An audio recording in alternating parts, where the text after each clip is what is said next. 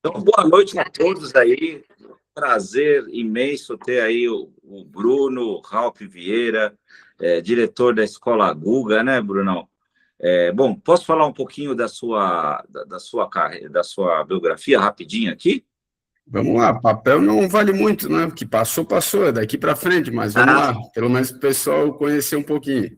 direto da ilha de Florianópolis, né? Bruno Raup, diretor da Escola Guga. Boa noite, pessoal. Então, Bruno Raup Vieira, formação acadêmica em Educação Física, fez pós em Fisiologia do Exercício, MBA em Gestão Empresarial, realizando especialização em Biomecânica do Tênis na Argentina.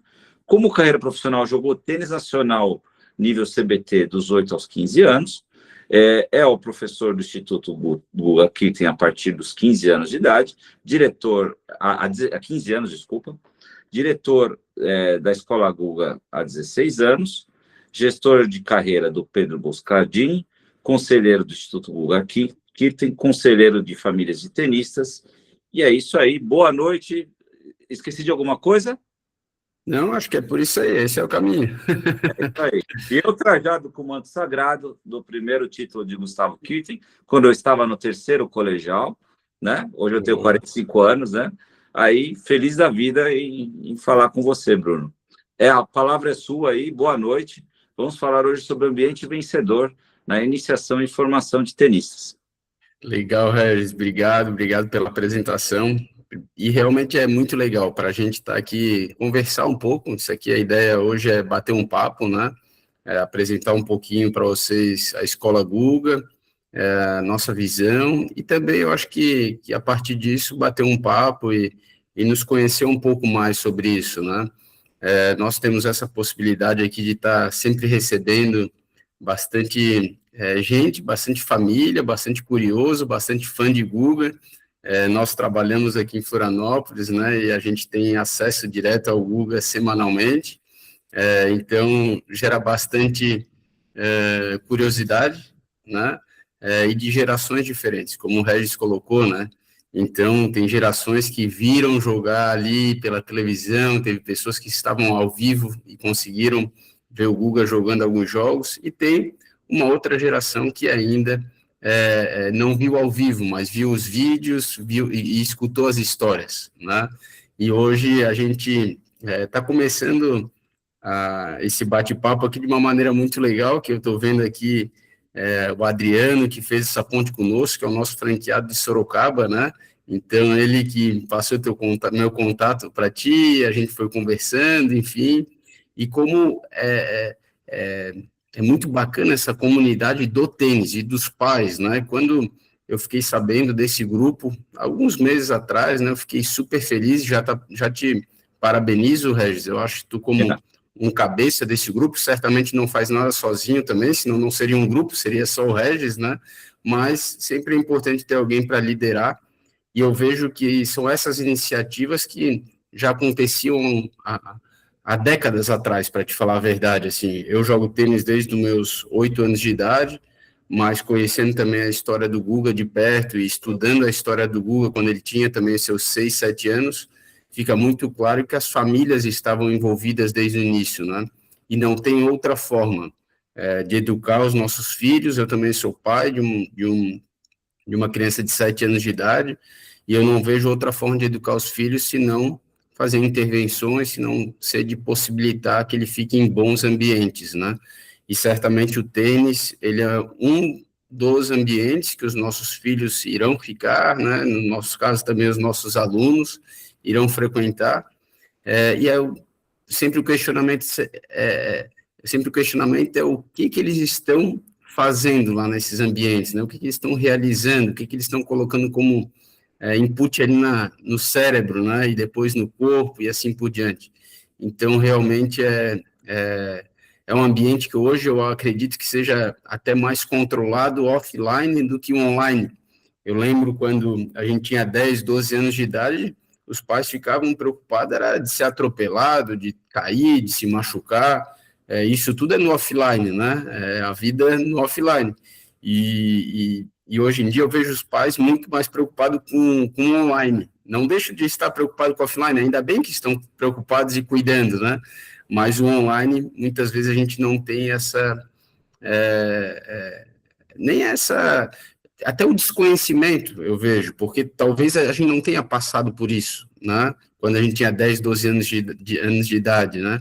Então, assim, poxa, como que eu vou hoje me colocar no lugar de uma criança de 12 anos de idade se eu não tive isso com 12 anos de idade? Eu acho que esse é um dos grandes desafios, né? Só que o esporte, muitas vezes, a gente já teve o contato, então a gente já consegue também entender um pouquinho mais essa realidade. Mas vamos lá, não sei se tu queres ir fazendo pergunta, eu vou falando um pouquinho por aqui, se tu tens alguma dúvida inicial. Eu tenho uma pergunta, como surgiu o conceito da escola Guga, né? Você deve saber isso bem. Uhum. Como que vocês bolaram a metodologia de vocês? Qual que é como que o Guga, aí depois você vai falar mais, né? Como é que é a convivência com o nosso ídolo aí, né? Com certeza, né? Depois mais para frente eu vou perguntar melhor. Legal. Mas como é que Mas o Guga entrou no CERN, assim, e falou assim, olha, a metodologia vai ser pautada nisso, nisso, naquilo, porque eu passei por isso. Porque, assim, tem muito do dedo do profissional, né? Da pessoa que passou todo o processo, desde o kids, infanto, profissional, campeão, número 1 do mundo, ganhando do Agassi, do Sampras, nunca ninguém ganhou do Agassi, do Sampras sequencialmente no Masters de 2000 em Lisboa, por exemplo, né? Foi fantástico, fantástico, eu nunca chorei tanto na minha vida.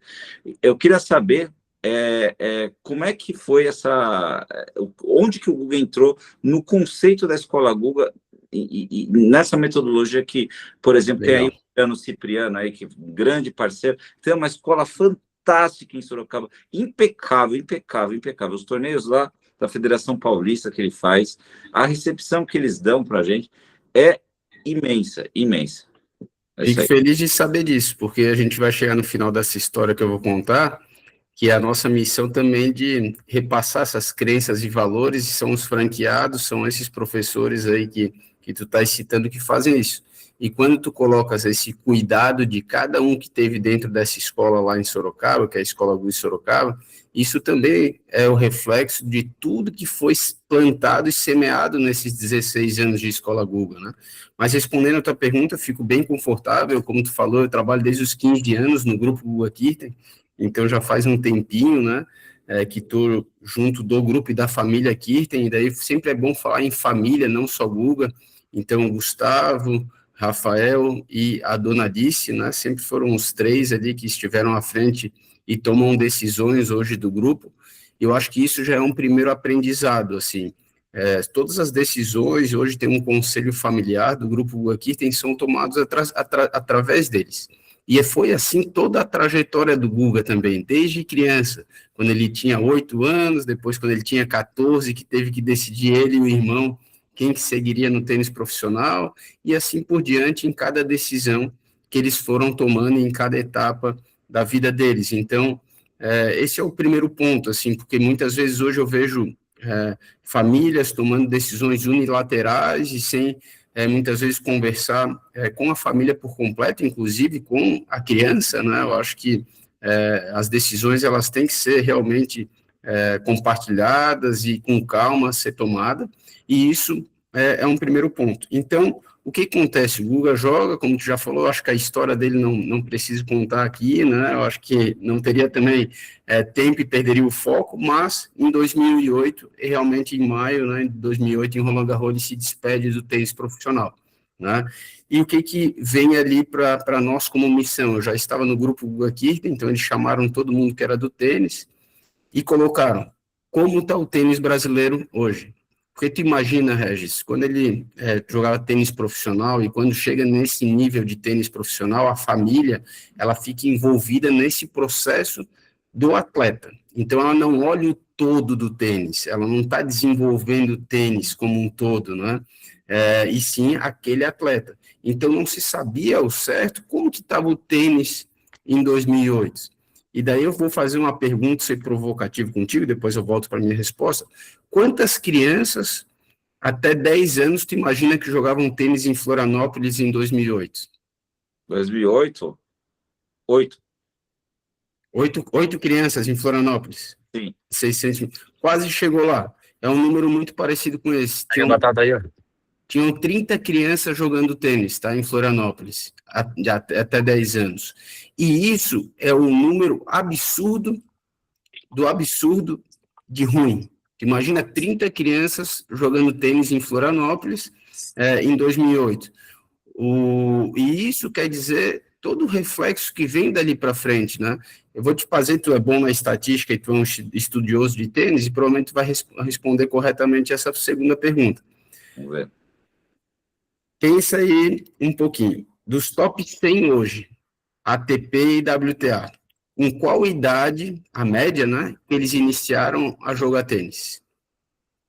Qual a média de idade que eles iniciaram a jogar tênis? Os atuais? Os atuais, top 100, ATP e WTA. 5 anos. Quanto? 5 anos de idade. 5 anos. 4,6 anos de idade na ATP, 5,3 WTA. Isso vai mudando porque eles vão mudando ele também. Mas olha só que interessante. 5 anos de idade, né? Tu colocou. Se eu tenho, no caso era 30 crianças aqui em 2008, a chance disso aqui dar certo, né, de dar certo no termo de rendimento, é mínima. Né? Não existe, eu acho que não existe nem possibilidade disso acontecer, tanto que não saiu nenhum tenista profissional em Florianópolis nascido nessa época, né? E seria totalmente anormal.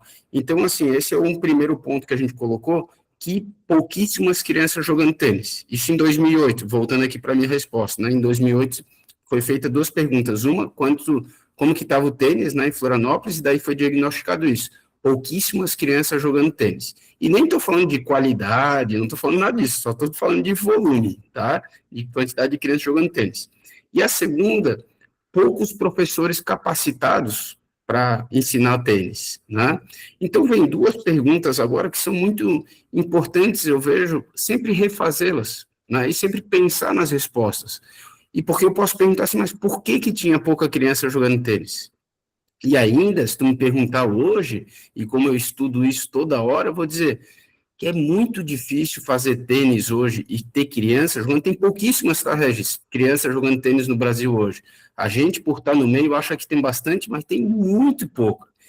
Um nível, e eu falo de pouca, porque não estou pensando em rendimento, né? Não estou pensando nas 100 crianças que jogam tênis de competição em em Santa Catarina, até 10 anos de idade, em São Paulo tem um pouco mais, mas no final são muito poucas, né? Se a gente pensa num funil, que é um funil, quando a gente pensa o número de crianças que a gente tem hoje, é irrisório perto de grandes países, né, que tem hoje, que desenvolvem tênis hoje.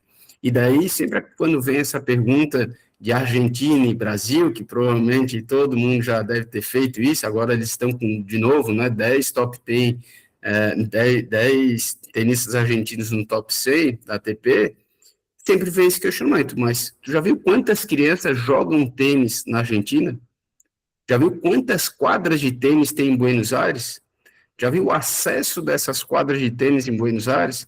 Então, eu colocaria aí 2 pontos muito importantes, que também foram diagnosticados em 2008. Um, a quantidade de quadras que a gente tem no Brasil, né? E o segundo, se eu tenho quadra, eu posso ter mais crianças jogando tênis. Se eu não tenho quadra, muito difícil eu ter crianças jogando a nível de rendimento em qualquer país do mundo, né? Isso não consigo. Até consigo fazer uma primeira demonstração do tênis, né? Mostrar o que é o tênis, mas se eu quero que aquela criança jogue tênis, eu preciso de uma quadra de tênis. Então, tem 2 pontos que eu acho que a gente discute pouco e que realmente, porque são difíceis de resolver, né? Muito difícil de ter resolvido, mas eu colocaria que países desenvolvidos no tênis têm necessariamente muitas quadras de tênis, que, por sua vez, tem muitas crianças e muitos professores também, né? Mas daí, continuando com a minha resposta, em 2008 vem isso, a gente começa a estudar, né, como a gente poderia solucionar um problema. Porque outra característica que a gente tem do Google é essa, né? Eu acho que talvez, se eu fosse escolher um aprendizado, sei que eu tive nesses 23 anos até agora com o Google, foi esse, foi encontrar a solução dos problemas, né? Então, tu nunca vai ver o Google reclamando por reclamar. Ele vai, talvez, propor alguma solução, ou colocar em pauta alguma coisa que ele tenha algo para acrescentar, que é algo muito interessante, e E talvez isso valha muito para a gente que está no meio do tênis, a gente começar a colocar questões que a gente também tenha soluções, né, ou tentativas de soluções para aqueles problemas, e não reclamar por reclamar, de jogar o problema para o outro, né? E isso é o que tu fez aqui nesse grupo. E vamos para as coisas simples. Poxa, não está existindo comunicação. Cara, hoje em dia, como que não está existindo comunicação? Se a gente tem internet, tem WhatsApp. Vamos fazer, daí depois tem que organizar essa comunicação, né?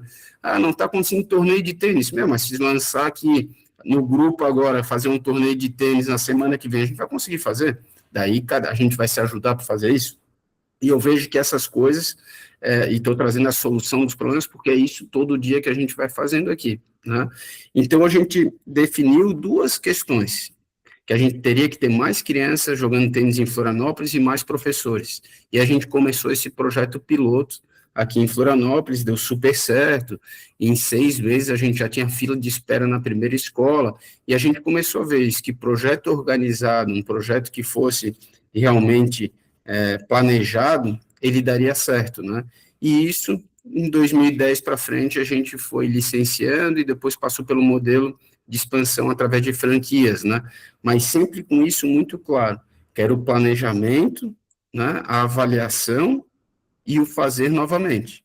E isso, eu falo do planejamento dentro e fora da quadra. Um planejamento estratégico dessa empresa, é ter uma formalização dessa empresa, é ter nota fiscal, contratação de professores corretamente, ter contratos de prestação de serviço, tu pagar um aluguel, tu gerenciar uma empresa, porque tudo isso é uma escola, e não uma aula de tênis, porque a aula de tênis ela vai ficando muito frágil, né? Uma aula de tênis, ela a qualquer momento pode parar, a qualquer momento o professor pode sair e não dá uma continuidade naquele processo. Então, isso que a gente viu também, a gente precisava formalizar o tênis. E, claro, que como uma empresa, quando tu formaliza, também tu coloca aqui um grande desafio para esses empresários, porque hoje toda escola Google, eu sempre brinco assim, que a gente faz o correto, mas a gente duplica a dificuldade que a gente tem, porque é formalizado, né? Então, tem impostos, tem uma série de coisas aqui de empreender no Brasil, que não é esse tema de hoje, mas gostaria de colocar isso. Porém, tu vai ver as nossas escolas, elas duram muito tempo, por causa disso, porque existe um regramento para tudo isso aqui, né? Então, vamos para dentro da quadra agora. Quando a gente é organizado fora da quadra, a gente consegue ser organizado dentro da quadra. E daí eu estou falando, toda escola nossa tem uma periodização, e daí quando eu falo de periodização, eu faço uma periodização tática, técnica, física, das habilidades mentais, tudo que aquele aluno precisa ser desenvolvido, e isso de maneira organizada, periodizada. Então, uma aula nossa nunca é igual uma da outra, nunca. Sempre vai ser aulas diferentes, né, para os nossos alunos, e dentro de uma programação também disso. Quando a gente começa a ter uma periodização, eu tenho planos de aula. Então, toda aula nossa é planejada. Hoje já foram mais de 800 mil planos de aula, desde que a gente começou. Como a gente tem um sistema de gestão, ele nos permite ter todos esses dados, né? Que foi uma coisa que é muito interessante também. Que imagina uma escola hoje que está na palma da mão de todo mundo. Hoje eu consigo saber pelo celular todas as aulas que estão acontecendo no Brasil, todo o número de telefone, enfim, todas as informações de cada aluno. E isso faz diferença, porque a cada 6 meses, por exemplo, a gente tem um registro de progressão. Então, vou dar alguns exemplos aqui para ficar mais claro. Registro de progressão na parte física, altura, massa corporal, velocidade, agilidade, força. Então, tudo isso, todos esses testes, a cada 6 meses vai indo. Então, um aluno que entra conosco com 3 anos de idade, quando ele tiver 10, a gente tem isso gráfico. E o que é bacana dos dados? Porque a gente pode analisar. Poxa, esse menino aqui, ele está dentro da curva, fora da curva, ou ele realmente é um fora da curva positivo, né, que tem pontos aqui que a gente tem que analisar, ou não, ou ele está com baixa estatura, ou com massa corporal não está ideal, e assim por diante. A gente pode indicar aqui uma nutricionista, um médico, e assim por diante. Tem os dados para ser tratado, aí caso a caso, porque uma coisa muito importante para a gente não quis engessar nada. Não foi uma coisa top-down, o Bruno escreveu o método e todo mundo tem que fazer igual no Brasil todo. Não. Existe um método, existe uma estrutura de aula, existem mais de 2.000 exercícios para fazer, mas quem manda nisso é o professor dentro da quadra, porque ele está conhecendo cada aluno que está lá dentro, né? E cada biotipo, e cada necessidade de cada um. Então, isso é bem importante, que a gente fez toda essa metodologia, né? Não só a marca, como tu colocou, porque é uma responsabilidade muito grande nossa ter a marca, mas toda a metodologia por trás, e linkando essas duas coisas, as crenças e os valores, né? Respeito, disciplina, trabalho em equipe, garra, que são os valores da família Kirten, que todo dia a gente está levando. Então, quando tu me colocas assim, que foi a Escola Guga Sorocaba, foi bem tratado, tal, poxa, eu digo assim, legal, conseguimos alcançar talvez nosso primeiro objetivo como Escola Guga, quando começou lá em 2008 a 2010, que o Guga, Dona Alice e Rafa colocam, que é levar para mais gente essa ferramenta poderosa que é o tênis, porque com o ambiente certo, cara, o tênis pode abrir muitas portas, né? E portas para tudo, e para todos. Hoje, eu acho que o tema que as pessoas mais gostam de falar é a competição, é o alto rendimento, mas 99%, vírgula, alguns números aqui, não vai para o alto rendimento de ser um jogador profissional. A gente vai usar o tênis para outras coisas, porque também se paga um preço muito alto para o alto rendimento. E eu não sei se é tão saudável assim. Agora, o processo, eu tenho convicção que é, né? E eu vou possibilitar e vou querer isso, vou falar pessoalmente agora, que o meu filho participe desse processo, porque aqui tem muito ganho por trás disso aqui, né? Então, vou dar um exemplo, o Gustavo e a Aline vou falar em nome deles aqui, porque o filho deles está no Paraguai agora jogando, e perdeu a primeira semana lá, e está jogando a segunda semana, e foi muito legal, que provou o quê? Poxa, resiliência de teve que ficar uma semana lá treinando, fazendo físico e tal, porque perdeu na primeira rodada do primeiro COSAT, mas tinha um segundo. Provavelmente a vontade dele era de vir para casa. Mas não, vamos ficar lá, vamos fazer. E, poxa, agora foi, ganhou uma rodada, está um pouquinho mais feliz, pode ser que amanhã perca de novo ou ganhe, ninguém sabe o que vai acontecer. Mas uma coisa é certa, tudo isso tem um aprendizado. E se a gente para pensar profundamente, os aprendizados aqui, cara, talvez eu não conheço outros esportes, mas talvez aqui esteja eu acho, o grande tesouro do tênis, porque ali naquele ambiente realmente de competição ele passou por várias coisas, que só foi possibilitado também ele estar lá, porque ele começou com 5 anos, com 4 anos, com 3 anos, né, num ambiente também que ele amou fazer aquilo ali, ele gostou muito, né? Então são características aqui que a gente bota, que é o prazer de jogar tênis desde o início, que é extremamente importante. E isso para criança ou para você também, Regis, que estava jogando tênis agora como adulto, porque se não fosse prazeroso, talvez você não estaria mais lá, talvez você estaria fazendo outra atividade para cuidar da saúde, não o tênis, né?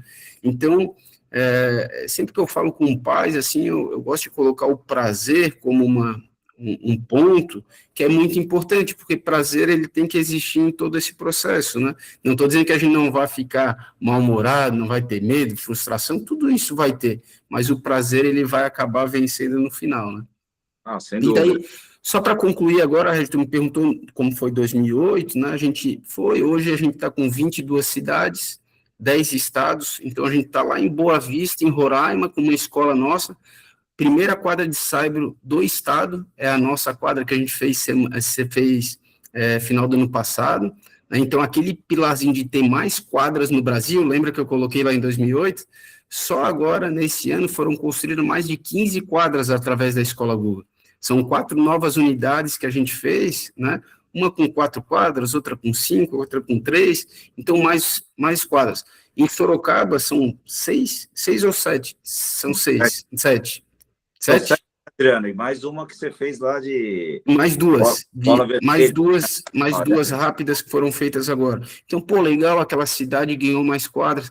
Em Curitiba, quando o Duda Marcolin estava conosco, foram construídas mais quadras. E em Belo Horizonte, com o Bruno Soares, também foram construídas mais quadras. Então, isso é a Escola Guga. Olha o que a gente está trazendo para lá, né? E muitas vezes as pessoas não conseguem enxergar só isso. Pode falar, por favor. Uma sugestão, um pai, eu não sei se ele está online, mas eu posso passar o contato, ele é de Manaus. E ele disse que o estado inteiro tem 4 quadras. E aí ele estava lá falando, Regis, como é que eu faço?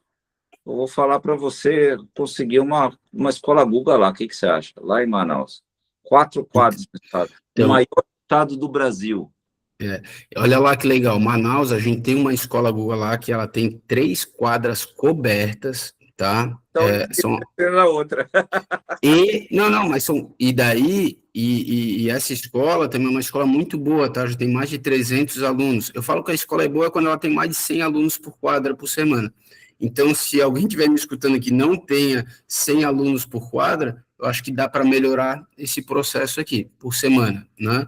E muitas vezes o professor ou a academia acha bom aquela academia com 30 alunos por quadra. Ele assim, cara, isso aqui dá para ser muito melhor, né? E para todos. Então, acho que é uma questão bem legal aqui de colocar. Mas em Manaus a gente tem 2 unidades, tá? Essa com quadra coberta, e tem outra com quadra coberta, porque também a gente vai aprendendo que o Brasil ele é muito diferente.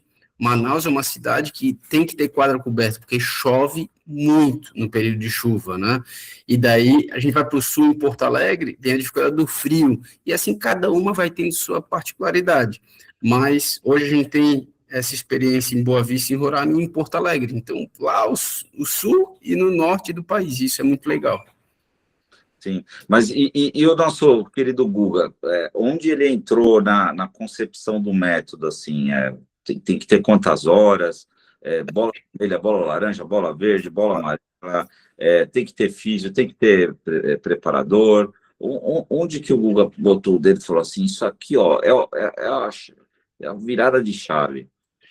Graças a Deus que nessa área, e por ele ser fora da curva, ele falou assim, Bruno, isso aqui, eu sou tenista profissional, eu não sou alguém que vai formar jogadores de tênis, então vamos estudar. Então aí já começa um primeiro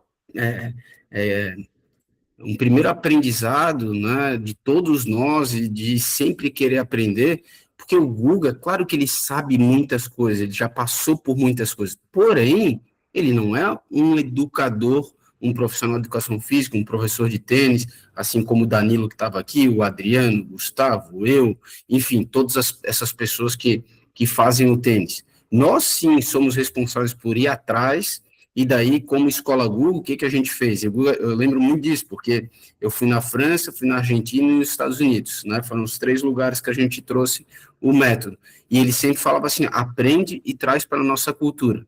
Aprende e traz para a nossa cultura. O que ele queria falar com isso? Eu não quero copiar o método dos americanos. Eu não quero copiar o método da Argentina, não quero copiar o método francês. Até porque isso funciona lá. E talvez não funcione como a gente imagina. Quando a gente pensa no método argentino, e quando tu vai estudar a fundo o que acontece naquele país, é mais ou menos a gente no futebol. Como é que se eu te perguntar como é que é o método do futebol brasileiro? Porque, poxa, a gente joga muito futebol, a gente exporta muito jogador para fora de futebol. E qual que é o método do futebol brasileiro? Bom, antigamente, né, quando o Brasil era bom, era Não, hoje né? Hoje a gente tem excelente jogador, só não tem um time, né? cortar linhas, era o improviso, era a habilidade, né? Já o argentino, passe de bola, toque rápido, toque me voe, né? Que eles falam, né? Então, existe uma diferença, né? A escola argentina de muito toque rápido, que chega na cara do gol e faz, e o brasileiro muito de improviso, muito de cortar linhas, muito de drible, muito de passe rápido, de triangulação, mas a gente perdeu as nossas características, né? A gente está meio robotizado, porque foi tanta gente para a Europa que volta cada um marcando seu setor, né? Não tem mais aquela característica brasileira, né? Hoje não sabia que a gente tinha um comentarista, né? Desconfigurada, né? Eu me dei mal, né? Perguntei aqui, tu já viesse com uma resposta pronta, pô. Tu me quebrasse agora, já vi que tu entende muito de futebol também, mas vamos lá para o que eu queria colocar, assim, e certamente tem a ver isso que tu colocou, que é a questão da criatividade, quando que a gente aprende a ser criativo, e no tênis também é assim, né? Quando a gente tem que achar soluções para o problema, né?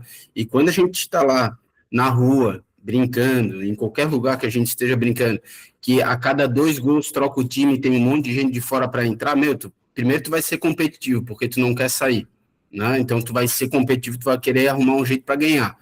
Segundo, que tu vai ter que ser criativo, porque o campo não é aquela beleza também, o campo sempre tem as suas imperfeições e assim por diante, né?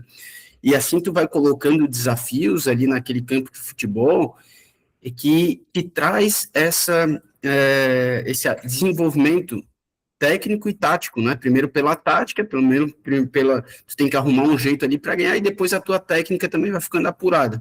Então isso é uma metodologia pelo jogo que o futebol, assim como o futebol fez muito no Brasil, a gente também acredita nisso para o tênis, né? Que sempre através de jogos para encontrar as soluções e para encontrar soluções muitas vezes tu vai ter que recorrer à técnica, porque daí tu tem que ter uma técnica, tu vai ter que ter uma mecânica para fazer aquele, por exemplo, no tênis, uma direita com a altura da rede cruzada, com top spin, tu vai ter que ter uma técnica para fazer isso, né? Ou uma bola paralela, flat, para encurtar ali o tempo do ponto e tu ganhar o ponto, vai ter que ter uma técnica e assim por diante, né? Então, uma coisa, ela está atrelada à outra, nisso aqui. E tem um outro aspecto que eu coloquei aqui, que são as habilidades mentais, né? E que isso é extremamente importante, porque, assim, motivação, que é uma habilidade mental, quando eu estou num jogo, a motivação, ela sempre está ali, porque o jogo, por si só, ele já traz isso, né?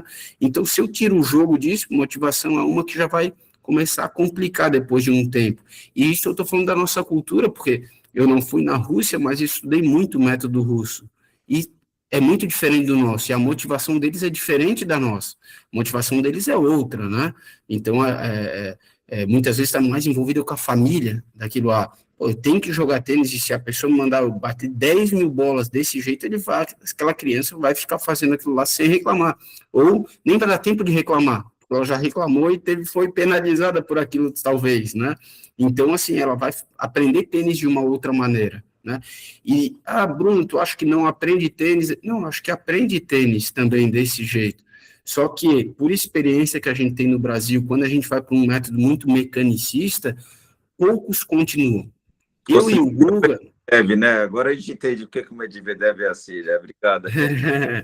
Olha só essa história, que eu vivenciei isso e eu posso compartilhar. Eu e o Guga, a gente iniciou a jogar tênis no mesmo lugar, apesar da diferença da idade, que era um clube aqui, inclusive muito perto de onde eu estou agora, que chamava Astel, que era dos filhos dos empregados da Telesc, que é a Telecomunicações de Santa Catarina. Então, os filhos faziam um projeto lá.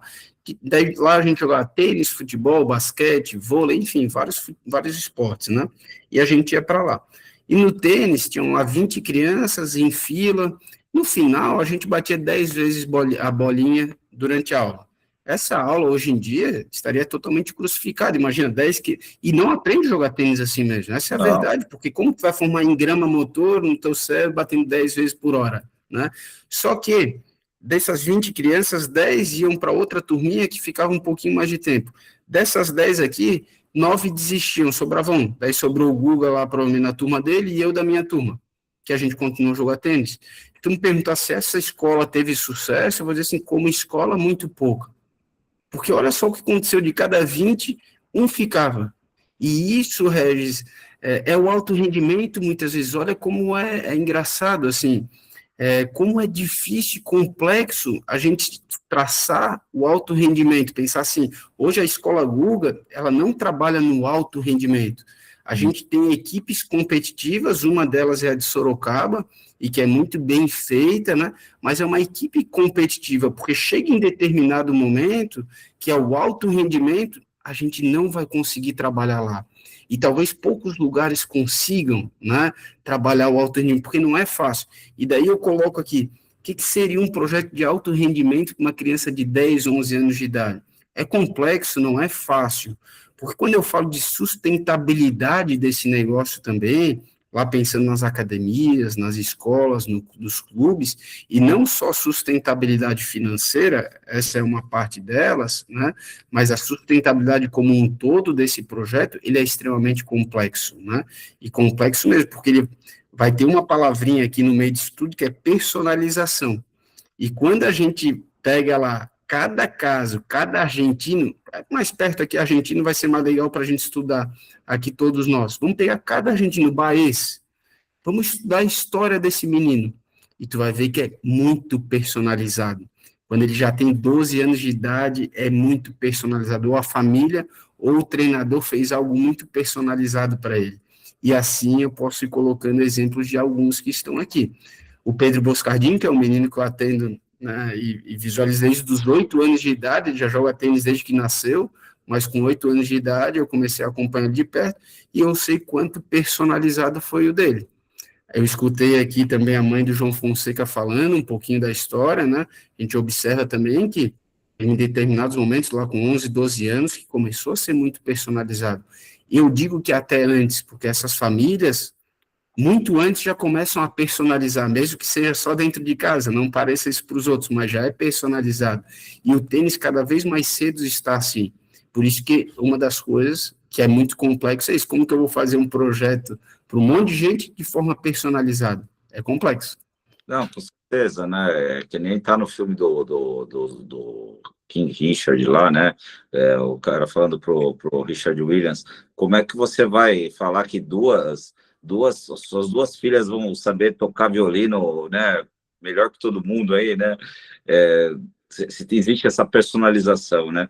Mas agora eu fiquei curioso, como é que foi a personalização do Pedro Boscardin, você que acompanhou desde o início, né? Vamos Dentro aí lá.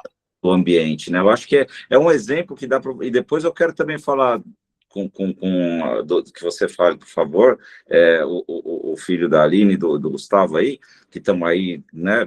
Quero que também você fale dele, como que ele está jogando, categoria que é, porque eu acho que são Uhum. dois exemplos bons de como é esse ambiente vencedor, essa criação, essa personalização.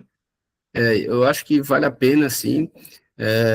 Eu só queria ratificar mais uma vez, porque quando a gente começa a entrar na parte de competição, fica muito gostoso, e eu acho que ele não vai mais parar de falar, né?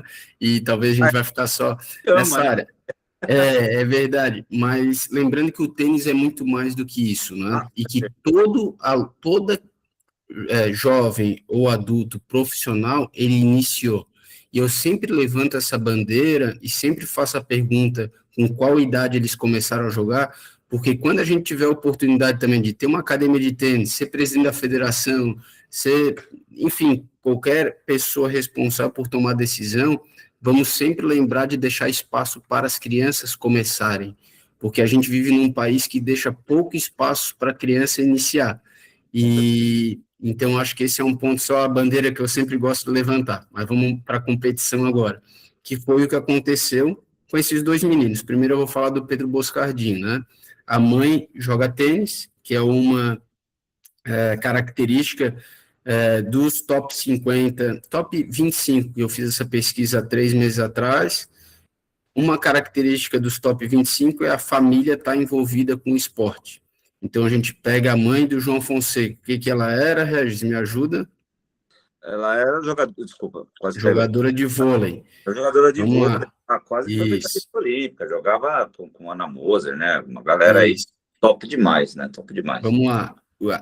A mãe do Pedro Boscardin, que hoje é o nosso número 3 do Brasil, era professora de tênis. Se a gente pega o João Reis, que é o segundo do Brasil hoje, viveu numa academia de tênis que é em Recife, do Davi Barros, morava ao lado das quadras de tênis, então vivenciou o tênis desde muito cedo, E né? uma observação aqui, né? Eu tive o prazer aí, tanto na Marista Urbano Cup quanto na Procopio Cup, de conhecer os pais do João Reis. Eles são pessoas humildes e fantásticas, fantásticas. Fantástico, Ele também estudiosos, possível, né? Deram o autógrafo pro meu filho, super atenção, conversaram com ele.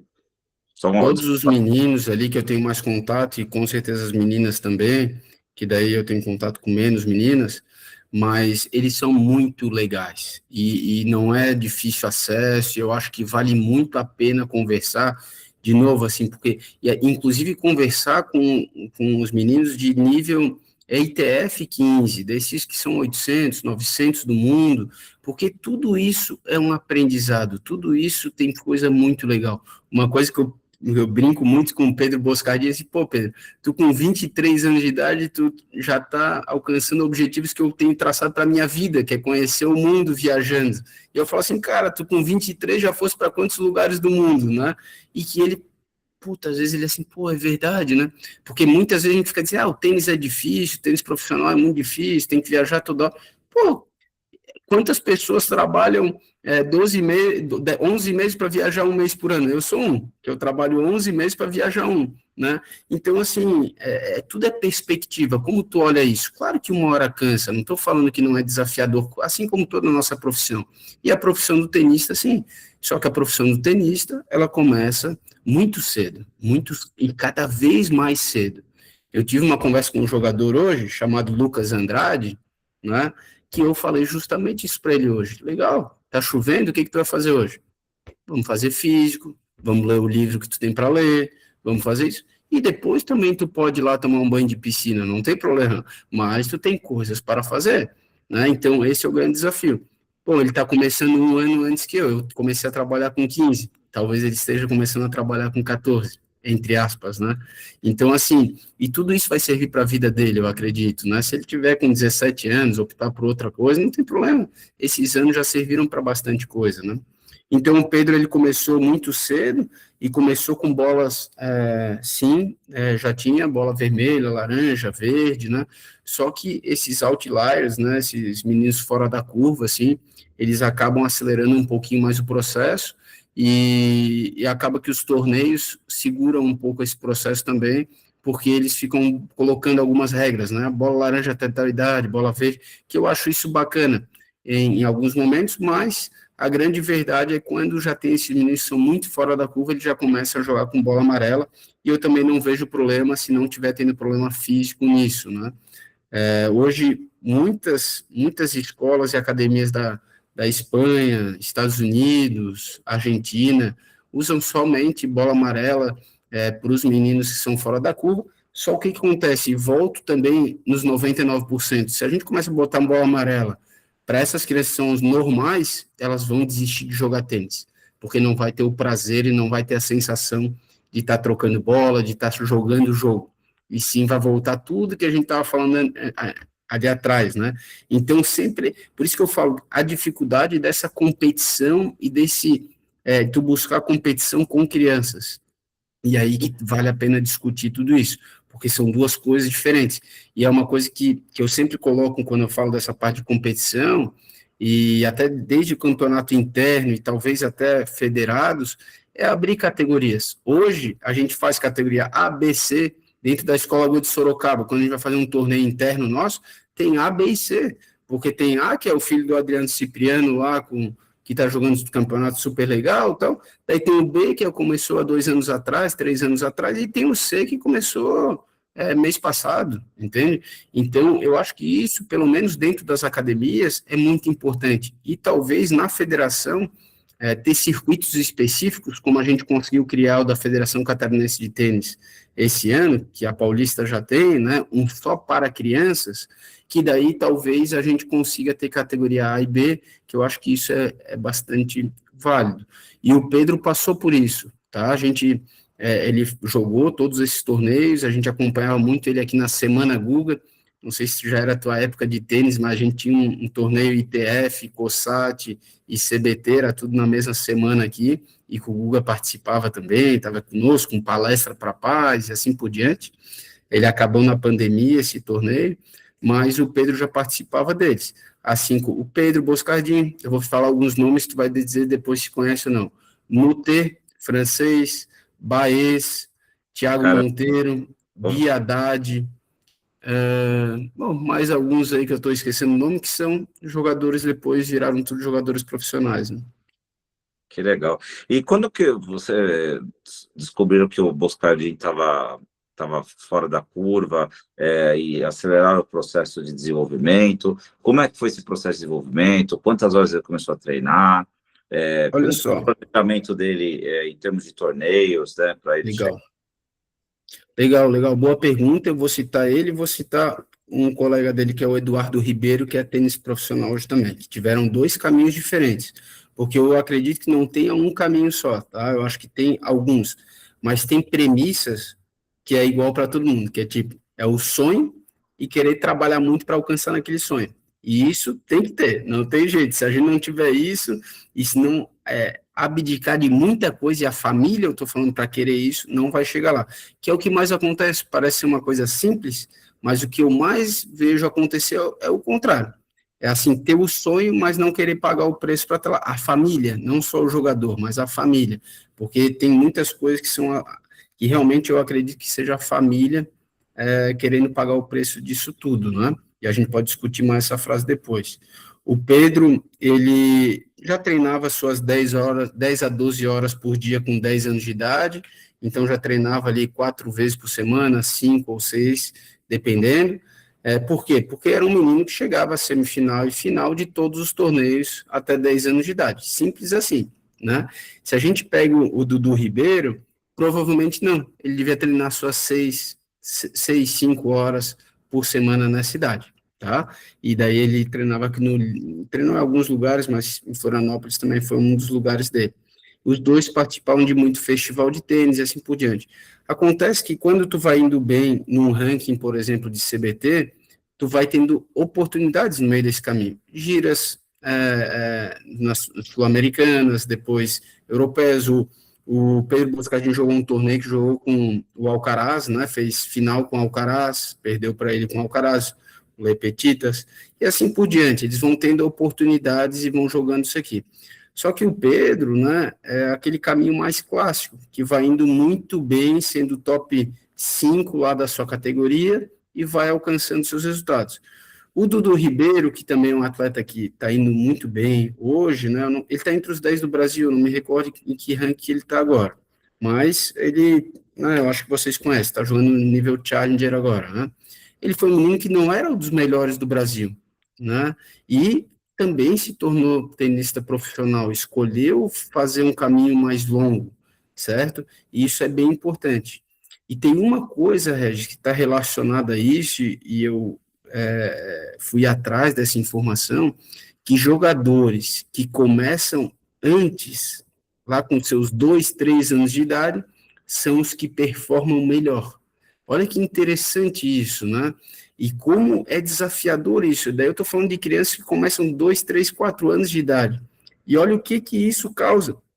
Se a gente pegar provavelmente os top 10 ali, todos eles começaram antes dos 4, 5 anos de idade, né? E é impossível começar a jogar com 8, 9 anos e ser um tênis profissional? Impossível nunca é, mas 80% dos top 100, eles começaram antes dos 7 anos de idade, né?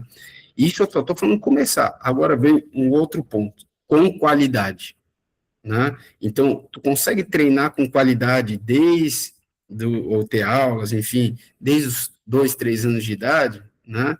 E daí a gente está falando depois com 8, 9 anos e assim por diante, né? No caso do Pedro, ele teve um treinador chamado Rico Schillater, que foi muito próximo do Guga, também treinaram junto, foi um jogador muito bom de tênis, né? Jogou tênis profissional e ficou com o Pedro até os 17 anos de idade, né? Então fez uma longa caminhada ali junto com o Pedro, até 18 anos de idade, se não me engano, ficou junto com o Pedro. E depois eles realmente se separaram, o Pedro treinou um pouquinho na Argentina e hoje treina no Tênis Root. Então foi um caminho bem personalizado do Pedro. Tu vê que ele já teve esse treinador lá atrás, né? Com 14 anos de idade, eles ficavam... Era ele e o João Loureiro, que é um tenista profissional também hoje, né? Os dois muito personalizados. E que não era uma equipe de tênis. Né? Então... Nessa época, eles, entrando no nosso tema, né, que é o ambiente vencedor para a formação, né, de tenistas, eles puxavam a turma que estava, na época deles, treinando na academia? Como é que funcionava essa... Então, o Pedro, ele sempre foi muito personalizado. Eram 2 jogadores, ele e o João, né, que treinavam, e se viaja muito na cidade, né? Então, eles já começaram a viajar muito e faziam esses treinamentos 2. Não era uma equipe de treinamento. Esse é um tema legal, eu não vou saber te responder agora, mas eu acho que é uma pesquisa bem legal, né? E talvez vai quebrar muito paradigma que a gente tem e muito mito que a gente tem, que são as equipes de treinamento para alto rendimento. E aqui não é um banho de água fria, não é nada disso. Inclusive, nós temos equipe, né, de competição. Mas, quando eu falo de alto rendimento é tenista profissional, 300 do mundo, 400 do mundo, daí para baixo, né? Quantos, né, fizeram esse processo dentro de uma equipe? E quantos, né, vieram de trabalhos personalizados a partir de 14, 15, 16 anos de idade? E aí uma boa pergunta. E daí eu até faria essa pergunta, e com 12, o que eles faziam? E com 10, né? Que seria bem interessante, porque daí vai entrar um aspecto aqui, né, Regis? O teu filho tem quantos anos? Ele tem 11, joga 12 anos, mas hoje Olha só que interessante, tu vê que como é desafiador para a gente. Ele com 12 anos, aí tu vai falar assim, não, então vamos fazer o que o Baez fez, né? Então vamos pegar um treinador aqui. Então, mas quanto custa um treinador? Quanto custa viajar? Só para ele, né? Então a gente vai ver que ali já começa a ter desafios financeiros gigantescos, né? E de novo, e não é só financeiro, é assim, pô, quem que vai abraçar um menino de 12 anos e vai falar assim, cara, esse aqui vai ser vou lutar por ele aqui. E isso é muito legal. Vamos voltar para o Guga, já que a gente está falando de Guga, né? O que o Guga fez também, ele e o Larry? Cara, deu ali 14, 15 anos de idade, ficou só os dois, né? E sempre tinha para acrescentar também, mais 2, 3 ali e tal, mas no final tu via que era, né, para o Guga, que era aquela estrutura. E tem coisas muito legais aqui, que quem já leu o livro do Guga, ele fala lá, né, que ele, poxa, fugiu o nome agora do menino que treinava com ele, filho de um médico aqui, mas o filho do médico pagava 70% do treinamento, ele pagava 30%, e era compartilhado, e todo mundo sabia que era para o Guga aquilo ali, mas essa outra pessoa também ajudava, mas era um trabalho que horas que vamos dormir, vamos ver o que é melhor para o Guga, para onde a gente vai viajar esse calendário, vamos ver o que é melhor para o Guga, e assim por diante. Então, tu vê como é extremamente complexo isso aqui. E daí eu estou falando de novo, 0, alguma coisa por cento dos tenistas, né? Porque treinar em equipe é maravilhoso, e daí eu posso listar aqui muitos benefícios, que talvez vai ser para o meu filho, né? Ele talvez vá treinar numa equipe, porque eu, como pai, eu só colocaria ele em um trabalho personalizado se ele fosse, se ele quisesse muito, se eu quisesse muito como família, talvez se ele tivesse muito potencial, ele também para ir para um trabalho personalizado, porque tu ganha muita coisa, mas também tu perde muita coisa, não dá para fazer as duas coisas, entendeu? Então ele e daí todo mundo fala assim, não ter plano B e tal, que acaba sendo uma realidade em muitos países, né? Tu vai ver, o cara não tem plano B no exército ali e tá acabado, e às vezes o treinador também, ele tá com uma gana ali, tá com uma garra, e, pô, vamos lá e tal, e tá com saudade do circuito, porque é o que acaba acontecendo, né, com treinadores assim de fora, que já viajaram o circuito, estão de volta, e quer ir viajar com o jogador, quer ficar junto, e acaba que às vezes encaixa essas duplas, né? Com certeza. E agora vamos falar um pouquinho do filho da Aline aí, tá? Nossa, tá lá, olha o sorriso que ela deu agora. Como é que tá aí o meninão? Eu quero saber, vai, feito, né? Categoria que tá, como é que tá a situação, como Legal. é que tá a personalização, né? Também. Não, legal. Eles eu posso falar um pouquinho mais, depois a gente pode até convidá-los aqui para participar, mas eu estou um pouquinho ali acompanhando esse processo agora com eles e já sou privilegiado, porque esse menino, olha só, vamos para as estatísticas, né? Já que é para falar de tenista e de alto rendimento, tem para estatística também, para ver se a gente está no caminho certo. Mas foi uma criança que começou a jogar quando nasceu. E a gente pode até olhar daqui a alguns anos, não, começou com 5 anos de idade, impossível. É o pai do Shelton botando que ele começou a jogar tênis com 9. Para, o Shelton começou com 0, assim como começou meu filho também com 0. Porque a primeira coisa que eu fiz com ele foi dar uma bolinha de tênis quando tinha meses. E quando ele tem 1 ano de idade, eu dou uma raquete para ele, ele aprende a jogar, a caminhar com a raquete do lado.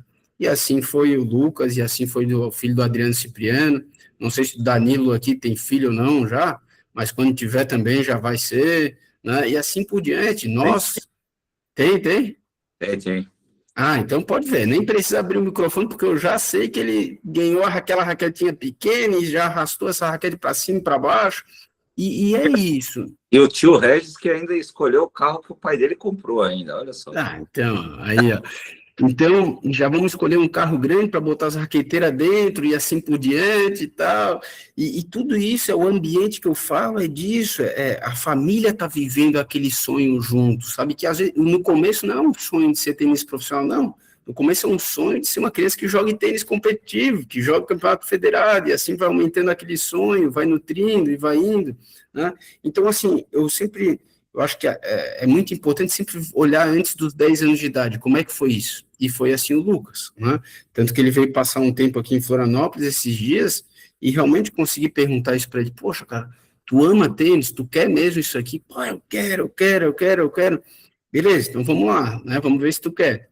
E daí a gente foi, e daí vem a história do Paraguai que eu te falo. Hoje ele está com 14 anos, joga segundo ano de 14, ele está entre os 15 do COSAT em ranking, se não me engano, 15, entre os 20, acho que está em 16, 17, mas isso também não importa muito, importa mais o como ele está encarando o tênis, né?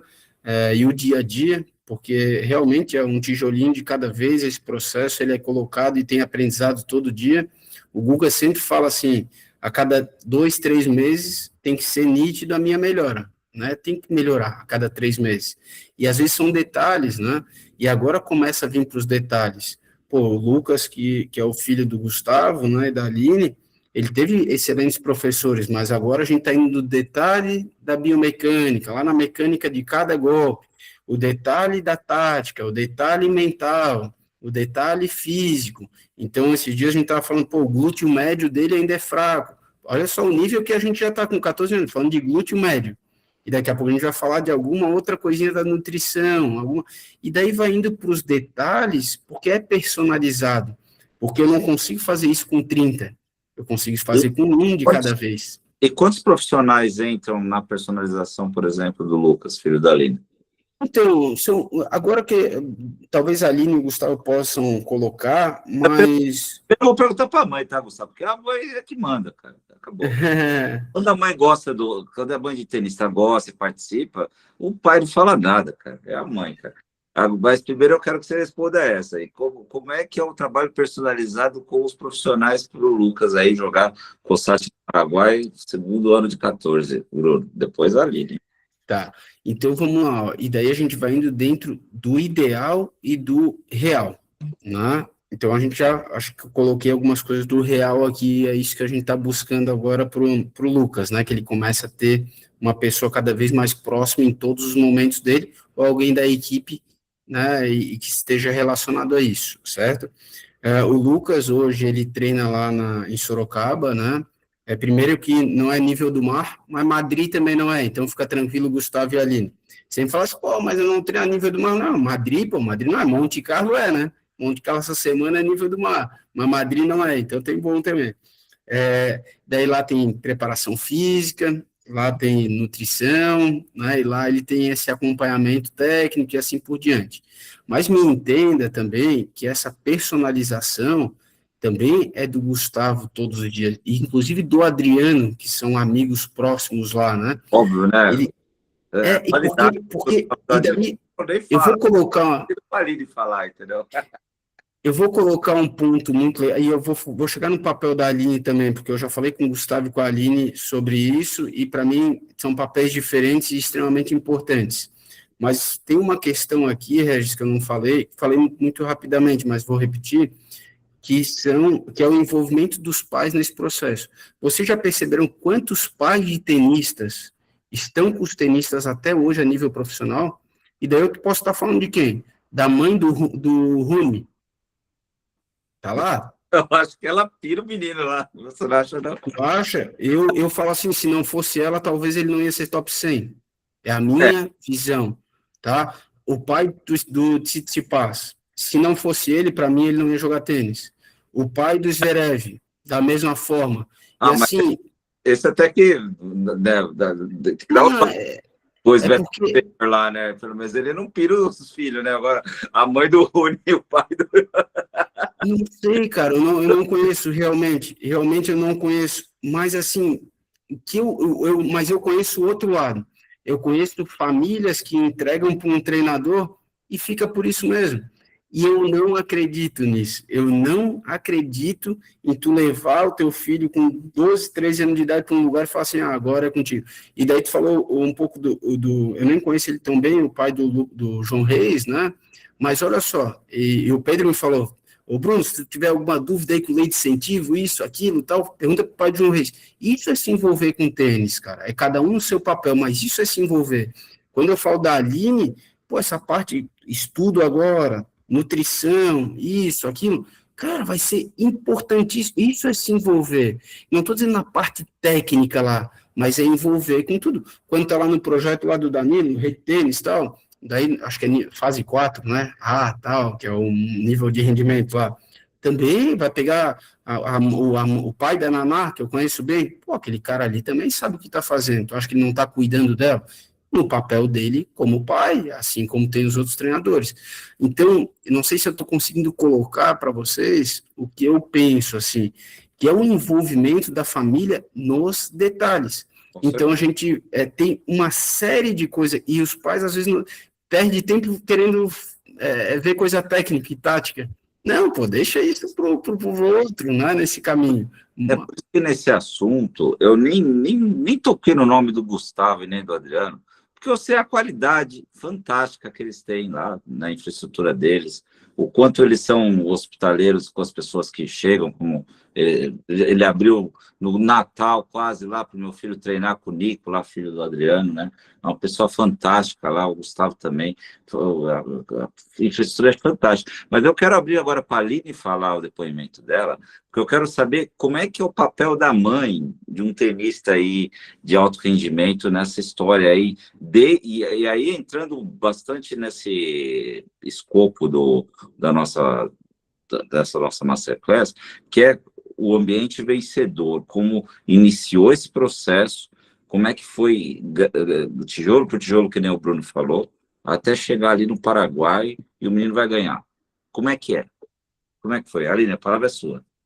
Que ele vai ganhar, você vai ver. Ai, meu Deus, boa noite.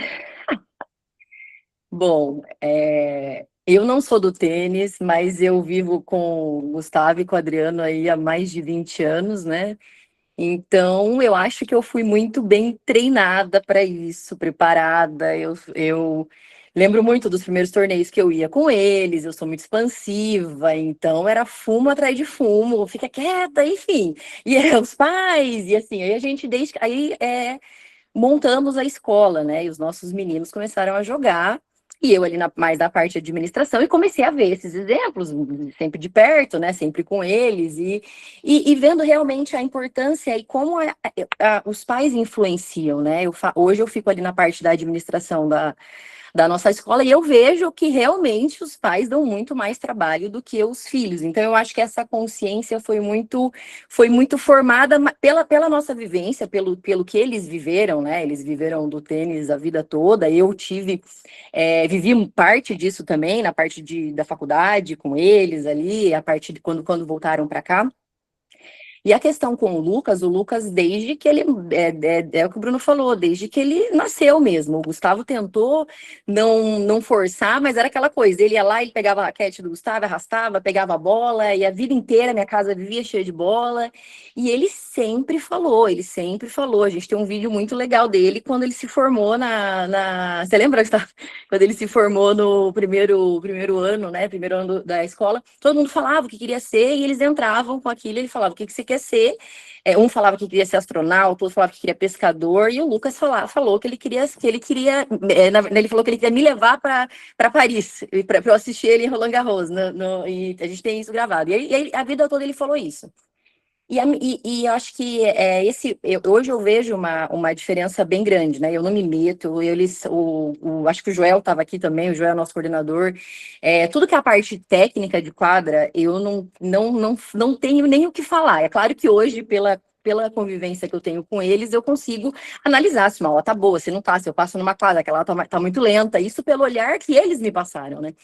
Mas a minha parte de mãe, eu acho que é justamente essa.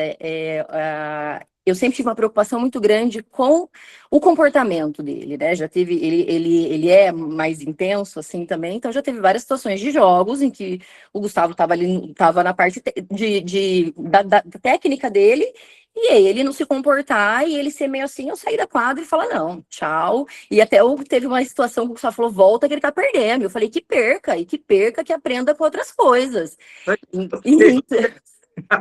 É verdade, eles dois sabem, o Gustavo e o Adriano sabem que, nossa, e assim, para mim, isso sempre foi o mais importante. Então, eu acho que a gente tem muito bem definido, né? Eu fico muito tranquila com ele, sempre fiquei nessa parte da parte de técnica, sempre estava ali com o Gustavo, com o Adriano, o Joel ali na nossa escola, agora com o olhar do Bruno, essa parte eu fico tranquila. A minha preocupação sempre é o comportamento, que é o caráter, que é o que ele está aprendendo, que é o que ele tá se desenvolvendo, que é o fora da quadra, né? Que é o comportamento que ele tem, que eu sei que muitas vezes ele leva isso para dentro também, né?